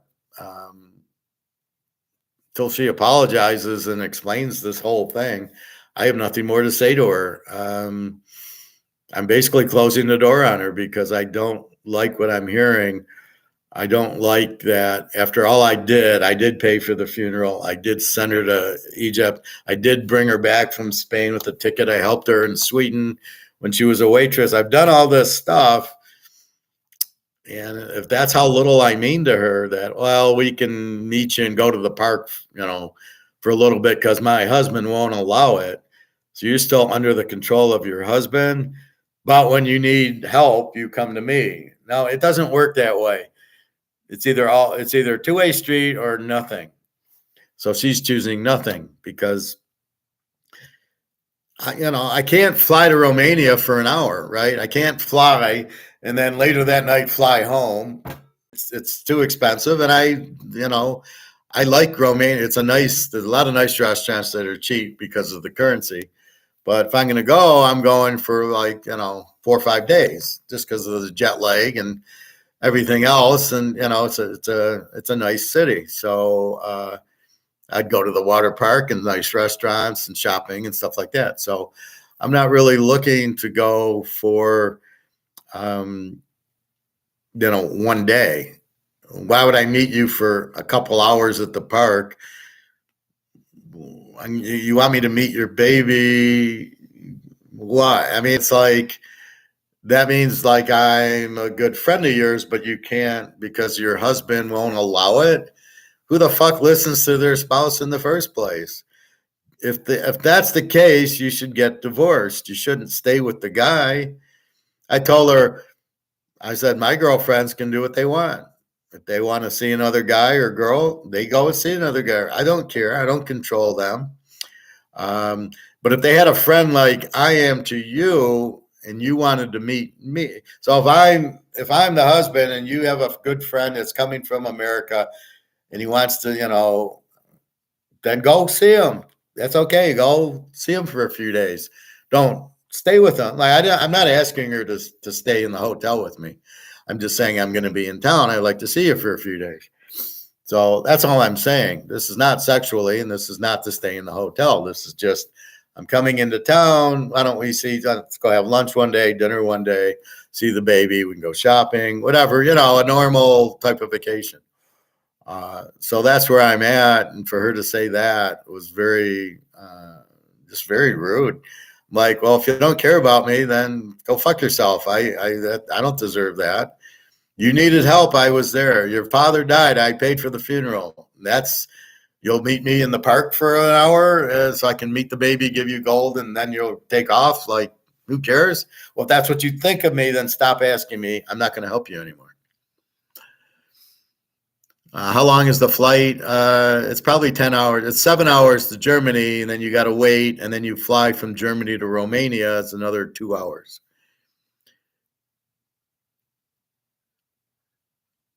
Really? They block your comments about communists. Huh. Just put COMM. I'll know what you're talking about. What about communists? Just how it doesn't work, and they ruin everybody's life. But anyway, that's the problem with the bullshit. I can go meet Daria. She's not married, and she says you can stay with me. And Jenna, we get a hotel for a week. When I went to the Ukraine and met her, I got a hotel. She stayed with me at the hotel for a while. Normally, like if I meet Carmen, we stay at the hotel. Carmen's lived here for a couple of months. But Irina, she stood me up once. I kind of forgave. I was trying to prove a point to her and said, it's probably my fault. And then even when I ask her about it now, she kind of goes, well, I was just in a bad period. And I'm like, you shouldn't do that to people. I'm more or less trying to teach her, don't fuck people over because you don't know when you'll need them. So I tried to be there for her to kind of prove a point to her, like, be nice to people. You can't lie to people. You do need people on your side. And that's what I've tried to do. I've tried to give her an out with the husband. You want to divorce him? I'll marry you. She knows that. And she says, I know. And I'm like, then what are you doing with the clown? This is not the way a husband treats his wife, especially one as pretty as Irina. There's a lot of guys that would want to be with you. Why are you with this guy? And the only thing I can think of is he bought you, which is pretty common in Romania. So it happened to a friend of mine in the Ukraine. She got bought, same thing. They get in trouble with the mafia and they need to get paid. They need to pay them to get out of it. So a guy comes along and says, here, I'll give you the money to get out of the mafia. And then the girl is owned by the guy. And that's what I think happened here. Was saying her husband is probably a commie. No, I think that the husband's a mafia guy. How did she still you up? How did she stand me up? I think's your question. Well, when we first met, I said, well, I'd like to meet you. And she said, oh, okay, fine. And then a couple hours before the flight, I go, okay, I'm going to get on the plane. Are you sure? And she says, yeah. And then when I fly to Romania and I said, okay, I'm here, she doesn't show up at the hotel. I gave her the hotel. Here's where I'm at. She doesn't even come for dinner or anything. I don't know if she was married at the time or not.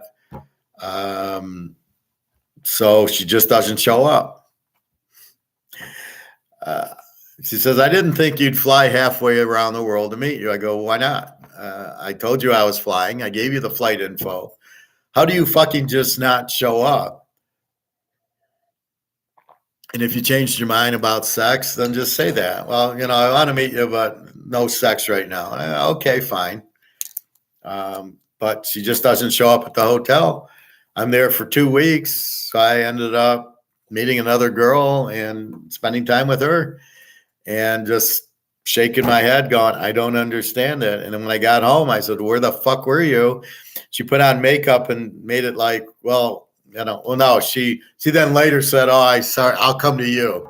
And she lied about that. So I gave her money for the flight and she never showed up. So I'm like, so this is a girl that's a schemer, but we came to the understanding is I'll talk to you only if you never lie to me again.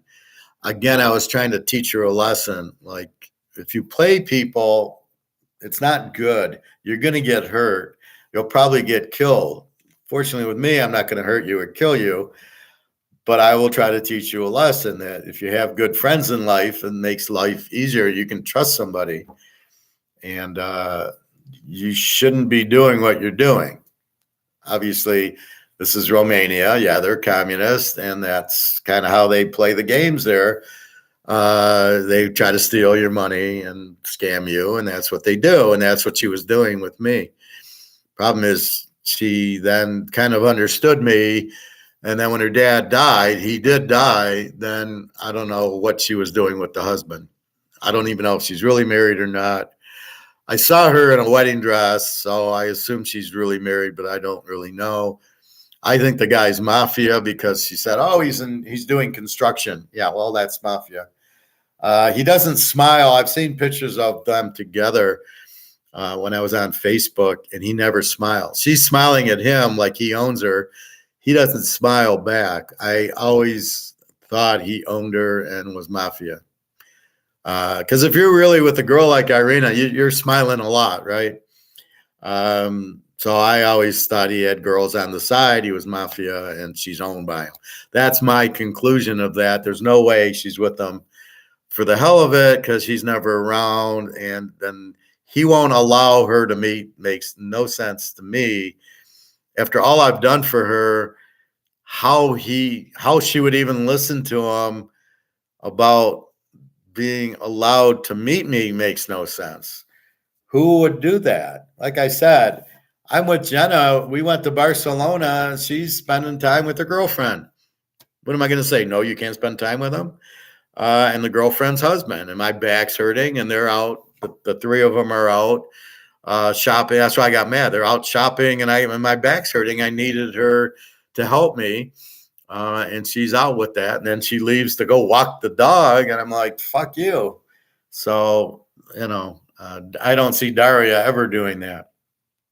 So that's where I'm at with that. But I couldn't control Jenna, and I'm not going to control Daria.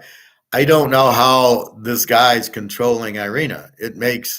You're far too pretty, and she's far too strong to be controlled by anybody. And if you're with looks like that, why would you be with one guy? Why would you get married in the first place? If you're not happy, why wouldn't you get divorced? Especially if you could be with somebody like me, and then, nothing makes sense. So you come to me to help you. Well, what husband wouldn't?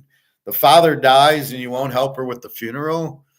And then she comes to me as a friend because she knows she can trust me. What is going on with the husband? So don't tell me he's a husband. He's somebody that owns you is my guess. And that's the only thing I can think of. The only thing that makes sense. How did she stand you up? Yeah, so I told you that. She didn't reply to your calls or texts at that point. No, she didn't. I never really had her number. I had to get her on her site. And then she did reply that I had other girlfriends, of which I said, these are just girls I chat with. What are you talking about? I had just gotten divorced. So I was looking for a new girlfriend. And what better than to go after an attractive, hot European girl, right? I mean, not these stupid American women. So she ignored the professor for an entire 2 weeks. I agree, Professor. That's a bunch of BS. Yeah, that's what I think, Bobby. Let's say you're married to this girl. Are you going to prevent her from, let's say, meeting me because I'm in town and we're good friends? Are you actually going to control a girl? Now, maybe we're Americans, so we're probably a little different. We want our, I told her, I said, I want my wife or Daria or Jenna to be happy. They want to go out and see somebody for lunch. They're going out to see them. Now, my response to Irina is, well, bring them along. I'll take you both out to dinner. Bring the baby. We'll all go out to dinner. So let them meet me. Like I'll call your bluff. Bring your husband, and the three of us will go out. And he should know, I'm sure he knows about me. I'm sure. I know the parents. Well, the parents knew about me until the dad died. The mom knows about me. The brother knows about me. They all think that she should have married me, but she won't leave him for me. Makes zero sense. So most likely these guys are insecure. Well, of course they're babies. Most guys are. They're jealous. They don't want to lose her. But in Romania, I think he's mafia in construction. So he marries her.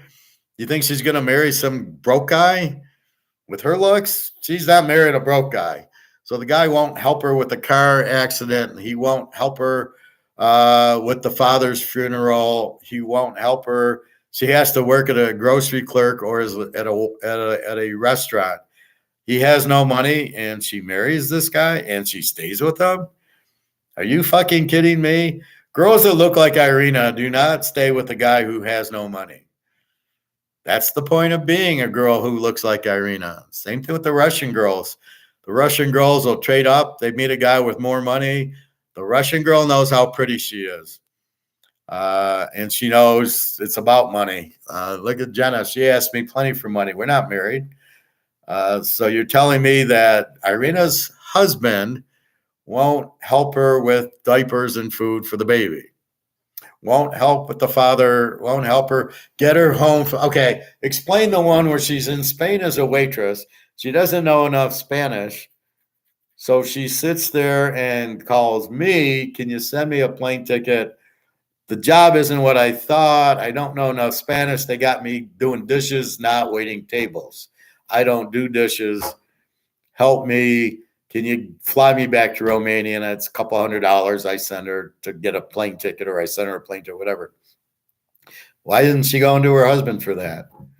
Why would you come to me, but I love you and I'm going to help you? I won't turn you down, so she comes to me. Why isn't she going to the husband? Who wouldn't go to the husband? My wife would come to me. She wouldn't go to some strange guy. I need help coming in. Why is she even in Spain as a waitress? If she's married to this guy, why are you in Spain as a waitress? Why are you even working? And why aren't you in Romania? You fly to Spain to be a waitress. You went to Sweden to be a waitress. But the guy has no money, or he won't give you money. I think he won't give her money. He won't help her. It's like it's his money. Like she said, he won't help my family. Does that make any sense? So you're married to this girl, and the father needs an operation, or the mother needs something, and the husband won't help. He just won't help. Sorry, I won't help with your family. I have money, but I'm not going to give it to you because you're only my wife. Why would I give you money? Why would I help you? That's the part of the story that doesn't make sense, Bobby. Yes, I agree with you. He's insecure. He's very jealous. Doesn't want anybody to look at her, talk to her. She can't go out with anybody. Why would she listen? What is she afraid of? What do you want to be married to this guy for? It's very simple. Go get a divorce. Why would you be married? Why would you stay married to this guy? What would be the point of staying married to the guy? And that's my point. So if I'm going to come in and make sure you're taken care of by giving you a couple ounces of gold, which will be worth you'll be able to, do whatever you want the rest of your life. Take care of your baby with a couple ounces of gold now. We know it is going to be soon. And I come in for a few days because I'm flying from America. I'll read you the quote that she says, and it's really,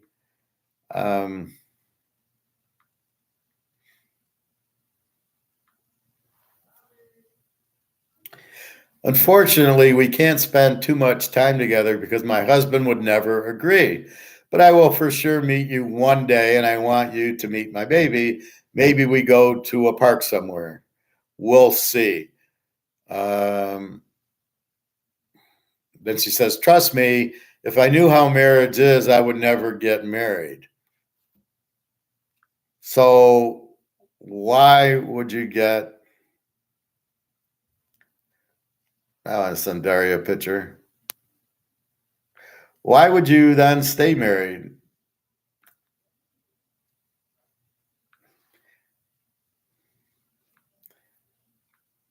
So why are you staying? So I would never have gotten married if I knew what it was. Why are you still married to the guy? He won't help you. You have to come to me for help, but you don't come to me all the time. Like Jenna's every month. I need food. I need a manicure. I need some food. And I send her some money. And same thing with Daria every month. But not Irina. She doesn't never ask me for rent, never ask me for money. I give her money for her birthday. I give her money for Christmas. But she never gives me anything. And I'm getting a little tired of that.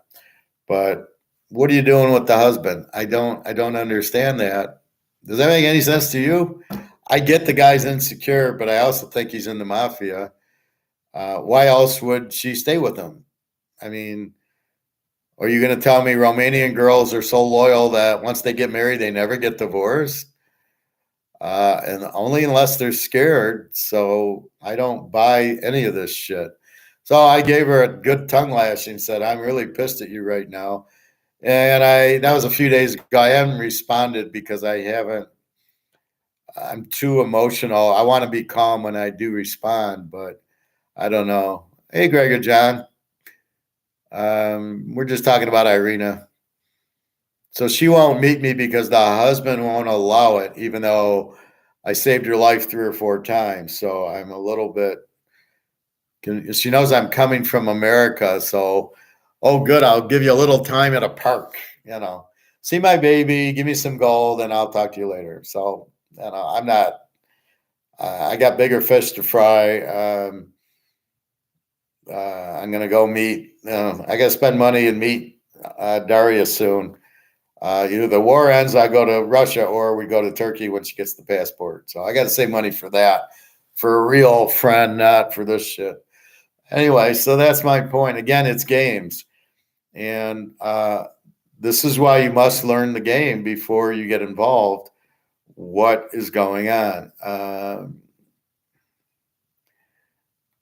Well, hopefully Greg is. He missed the Mark McGuire. So you got to watch the Mark McGuire, Greg and John. Here's this is the one you got to watch, Mark McGuire. There's some good stuff in it. Basically, the end of COMEX and the gold price going to the moon. So you better buy it. You better buy it soon. Anyway, that's my point. See, being an INFJ, I know when things make sense and when they don't. I understand the game. I've always understood the game with Irina. I like her. She kind of uses me, but we've come to an understanding. Don't lie, and she won't. And, she's very nice to me. She understands me. She'll say stuff like, I said, I'll just divorce him. I'll marry you. So don't be afraid of getting divorced. You'll be alone. I'll marry you. She says, I know that. What are you doing with the guy? That's what I don't understand. If you could be with a guy like me, what are you still doing with this idiot? Unless he's in the mafia and owns you, you would divorce him. And this guy looks like he's in the mafia and owns her. She can only be owned. That's the only explanation. I will not buy, even if she says it, that she's free. Who would be stupid enough to not get divorced from this clown unless you can? I sold your cards for 50 cents to these kids, Bobby Bo. Yeah, he got scammed.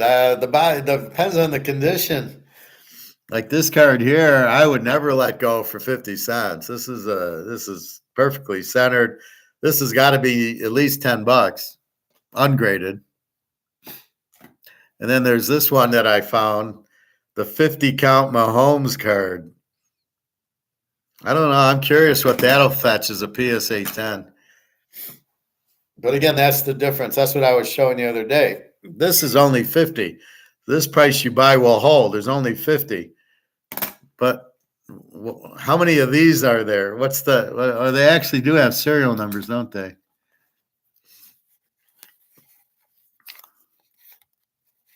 Let me pull a dollar out. Well, let me see. Do the euros have serial numbers?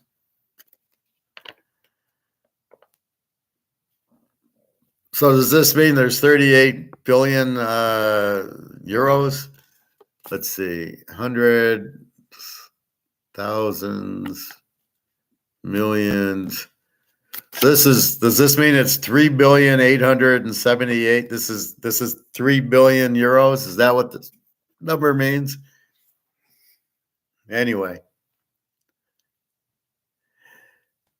What, the Mahomes card? Yeah, I got it for $50 because I know once it's PSA 10, so all I did was verify it was a PSA 10 and it was limited.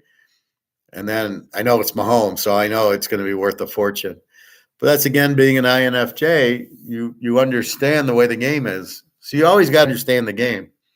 Like I said, with craps, as I try to explain gold and Bitcoin and all the other stuff, it's all a Ponzi scheme. Everything's a Ponzi scheme. You just got to understand it. Luke, did the price of cards go higher with inflation? Well, again, they're markets. They should be worth more because the dollar's worth less. But I'm not sure how it translates into the market at this point. So because you need more dollars, like you can see the Montana's 125. It used to be 100, but I don't know if that's inflation or just the market, the Montana buy-sell market. I don't think so. I don't think the card market gets the inflation price boost that it should at this point. I think that comes later. But if you have the Montana card for 125, like I said, it's going to go to a gold price. So that price eventually goes to zero, gets replaced by a gold price. So what you really got to get your mind around is all these prices in dollars are going to zero because there won't be a dollar to have a price for. Cheerios are $5, but the dollar's worthless. So you can't ask for $5 for the price of the Cheerios because there's no dollars to buy it for. So you figure out what the currency is that we're going to buy it, then it gets priced in that currency.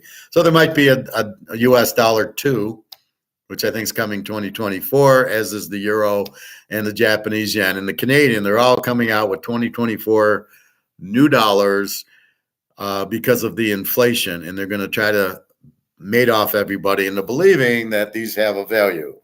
They're not backed by gold. They still have no value. So don't get suckered into that. Keep buying your gold and silver. But that's where the problem is. You're going to think they have value and they don't. But of course, they won't tell you the truth. They're going to Madoff you. And if you don't know, you'll get sucked into the Madoff. And that's the problem. So with that said, be very careful on that. But yes, every asset will go up in price because the dollar will go down in value. The other assets, like the cards, the diamonds, the Rolexes, the Picassos will go up if they're not price fixed. And I don't think they are. Only gold's having a problem because it's price fixed by the derivatives. Once that blows up, then the real value of the gold comes in and the silver, and that won't be. But as you heard Mark McGuire explain it's all price fixed, and everybody knows it's all price fixed. It's very clear, and it's all blowing up. So a little bit more time, and we'll get to a real gold and silver price, and it'll be much higher than $400 an ounce silver. Luke, don't worry about it. You'll see at least, it'll be a 2 and 3 zeros after it at least. That's the real price. It's just getting there. But the real price is not $25. So if you want to keep buying $2,000 ounce price or $2,000 an ounce silver for 25, be my guest. You bought boxes. I highly recommend buying as much as you can, and then you'll take 10 and buy an ounce of gold when it's so expensive, and that will be. But it really won't matter because 10 ounces of silver will buy what an ounce of gold buys. So you'll be fine with that. Anyway, all I know is the Romanian girls normally don't take bullshit. And they normally do what they want. So this is very, very unusual here. Do you think it'll go to 2000 over a long time, like a few years? No, I don't think it'll be a few years. I think once it goes, see, right now it's all COMEX. So once COMEX blows up, which is very soon, it'll start going. And then see, what's hidden is people don't realize it.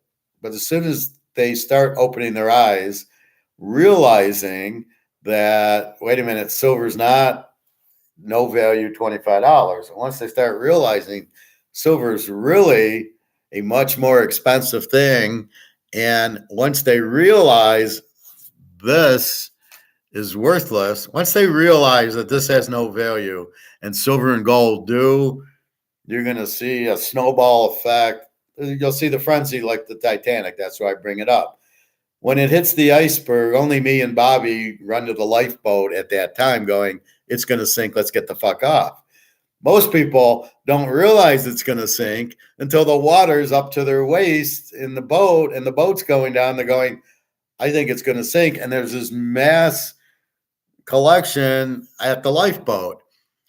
And that's what we're waiting for with gold and silver. Once people, we hit the iceberg, we're already buying gold and silver as much as we can, all of us. The rest of us don't see it. Once they see it, there'll be this frenzy to buy gold and silver. That's when the price is not going to go up a little. It's going to, because there's not enough supply. And thanks to the Russians and the Chinese, they have it all, or most of it. So there's just a little bit of supply left. So you got all these people going after this little supply, price goes to the moon. That'll happen fast.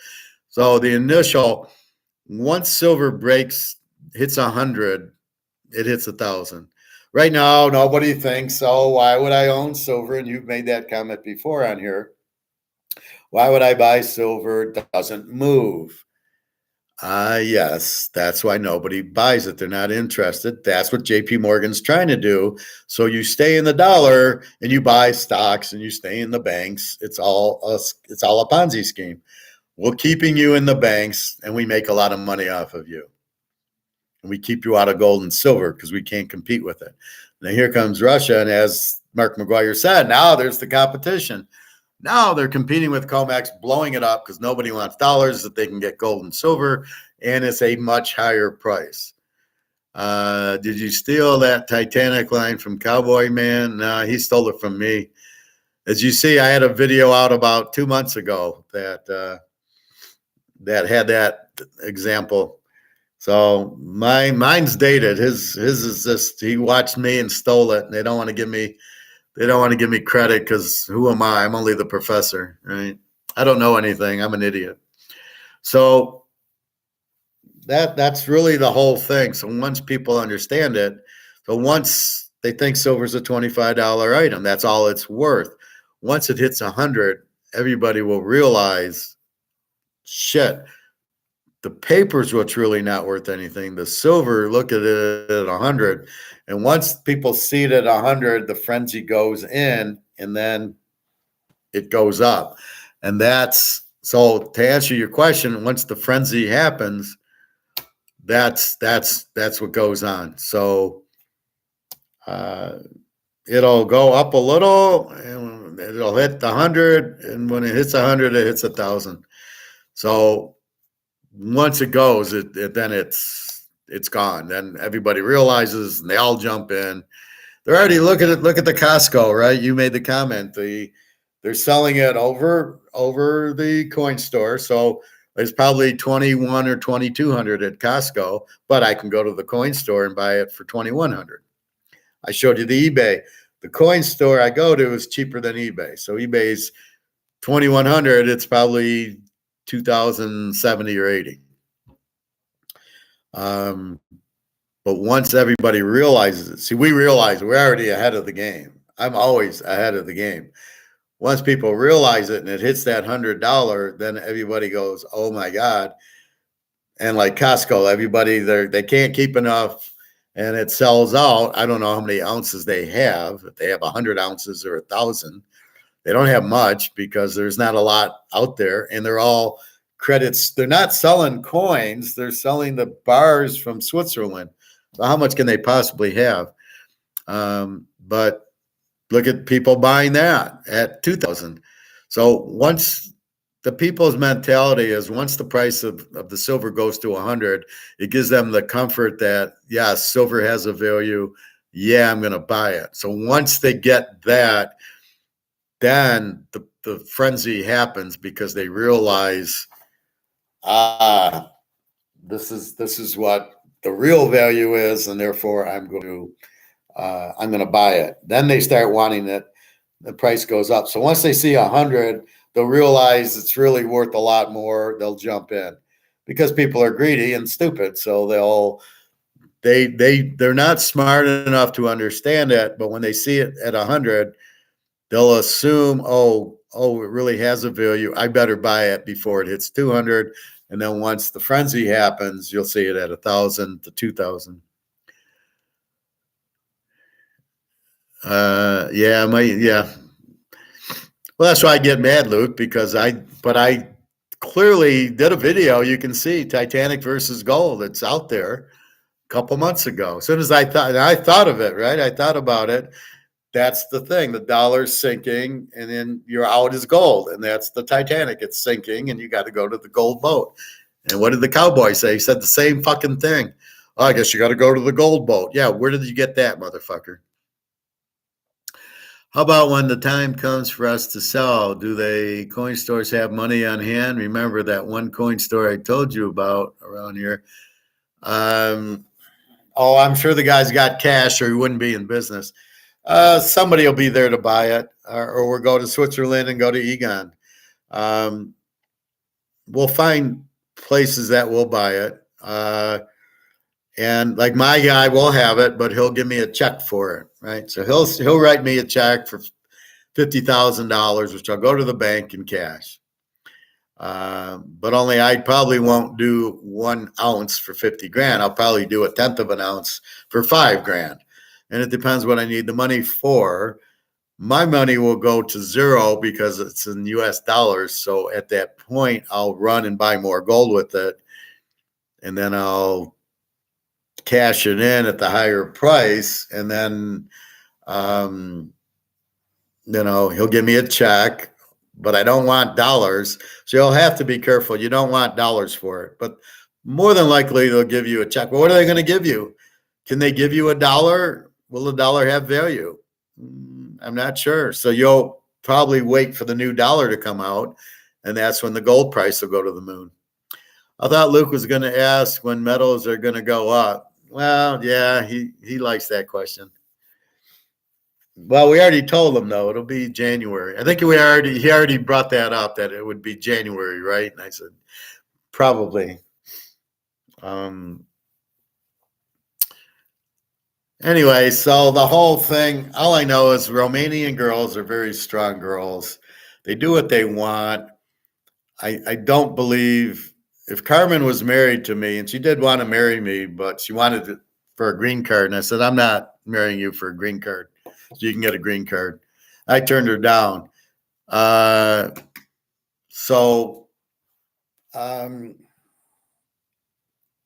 don't know that they never get divorced. I find that hard to believe. I think they do exactly what they want, especially when they look like Irina.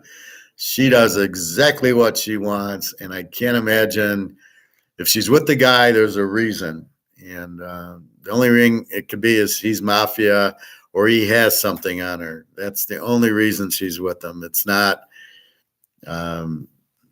if he's as poor as she says and can't afford the father's funeral, what the fuck is she doing with the guy then? That just doesn't make any sense. I thought Bobby was going to tell me the name of the hospital today. No, Bobby said when gold goes up, he'll tell you. And we know Bobby, he doesn't like hospitals. So I don't know if he was in a hospital. Anyway, that's my point. Beautiful women do exactly what they want. If they want to get divorced, they get divorced. If they're controlled, more than likely, the way she stood me up, she did something wrong, and the guy is probably holding it over her, and she married him to not go to jail or something, and she has to be with him. That's my thought on her. It's the only thing that makes any sense. Why would you stay with the guy? But then he doesn't help with the funeral. Who wouldn't help with the funeral? Your wife's father dies. You need money for the funeral, and you won't help. That is not love. That's control. And for her to not leave because of that, again, she was gonna. So I sent her to Egypt. I said, "Well, let me send you on a vacation. It'll make you feel better," because she's still a year later crying over her dad's dying. And I sent her to Egypt, and then she said at the end, "Oh, my husband's coming with me." I told him I won the money or something, and now he's coming with. So she didn't even invite him initially. She's going by herself, and then he decides to come along, which I was a little surprised. Why didn't he take you on a trip? So that's what I thought. But in my mind, I've been with other Romanian women, and they all love me. I had 2 marriage proposals by Romanian women already. I didn't know them that well, but they see a guy like me, they want me because it's not the way it is in Romania. They just use the women. So what in the world Irina's doing with this guy just smells to high heaven. Something's not right. Obviously, it's a control issue or something. But anyway, so I got to go work out, get some Chinese, watch some football. Good luck today, www.teaserking.com. Free play is Kansas. They haven't played yet. And playing with Seattle tomorrow over Baltimore. I don't think we'll see Lamar. If it ain't the Lions, Lamar looks like a normal guy. Only the Lions' clever coach can give up 500 yards of offense to Lamar and then just say, well, we just had a bad game. Hey, you just had a bad game? Then you look good against Oakland. You had a good game against Oakland and Carolina. You had a bad game against Seattle and Baltimore. Okay. You're welcome, Luke. We don't have much farther to go. The key is we know it's going to happen, right? We know Russia and China want the price to go up. We know that's going to happen. We know COMEX is blowing up thanks to Mark McGuire.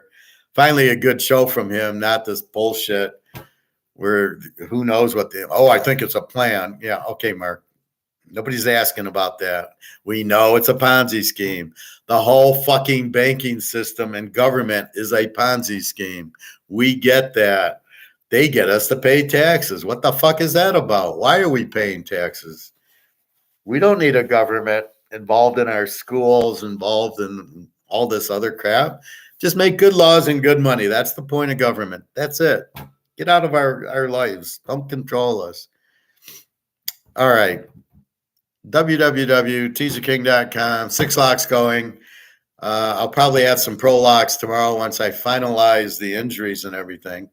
Or maybe tonight if they tell me. But definitely like Seattle as a road dog. And probably Kansas City in 4.5. In the early game, again, that Kansas City-Miami game is 9:30 in the morning. So you can't wake up and then go to bed. It's already going to be played, I'm sure. So you got to bet that tonight, which really sucks because we got UCLA tonight. We got Oregon State and Colorado, and we got the LSU game. So we're busy with the tonight game to worry about betting Kansas City, Miami. But anyway, that's the bottom line. Yeah, good football tonight. All right, Bobby. Well, we missed you all week. Glad you're here. Glad you're okay.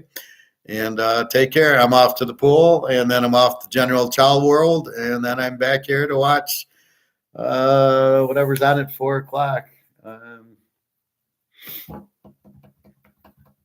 Cal, Oregon, I guess.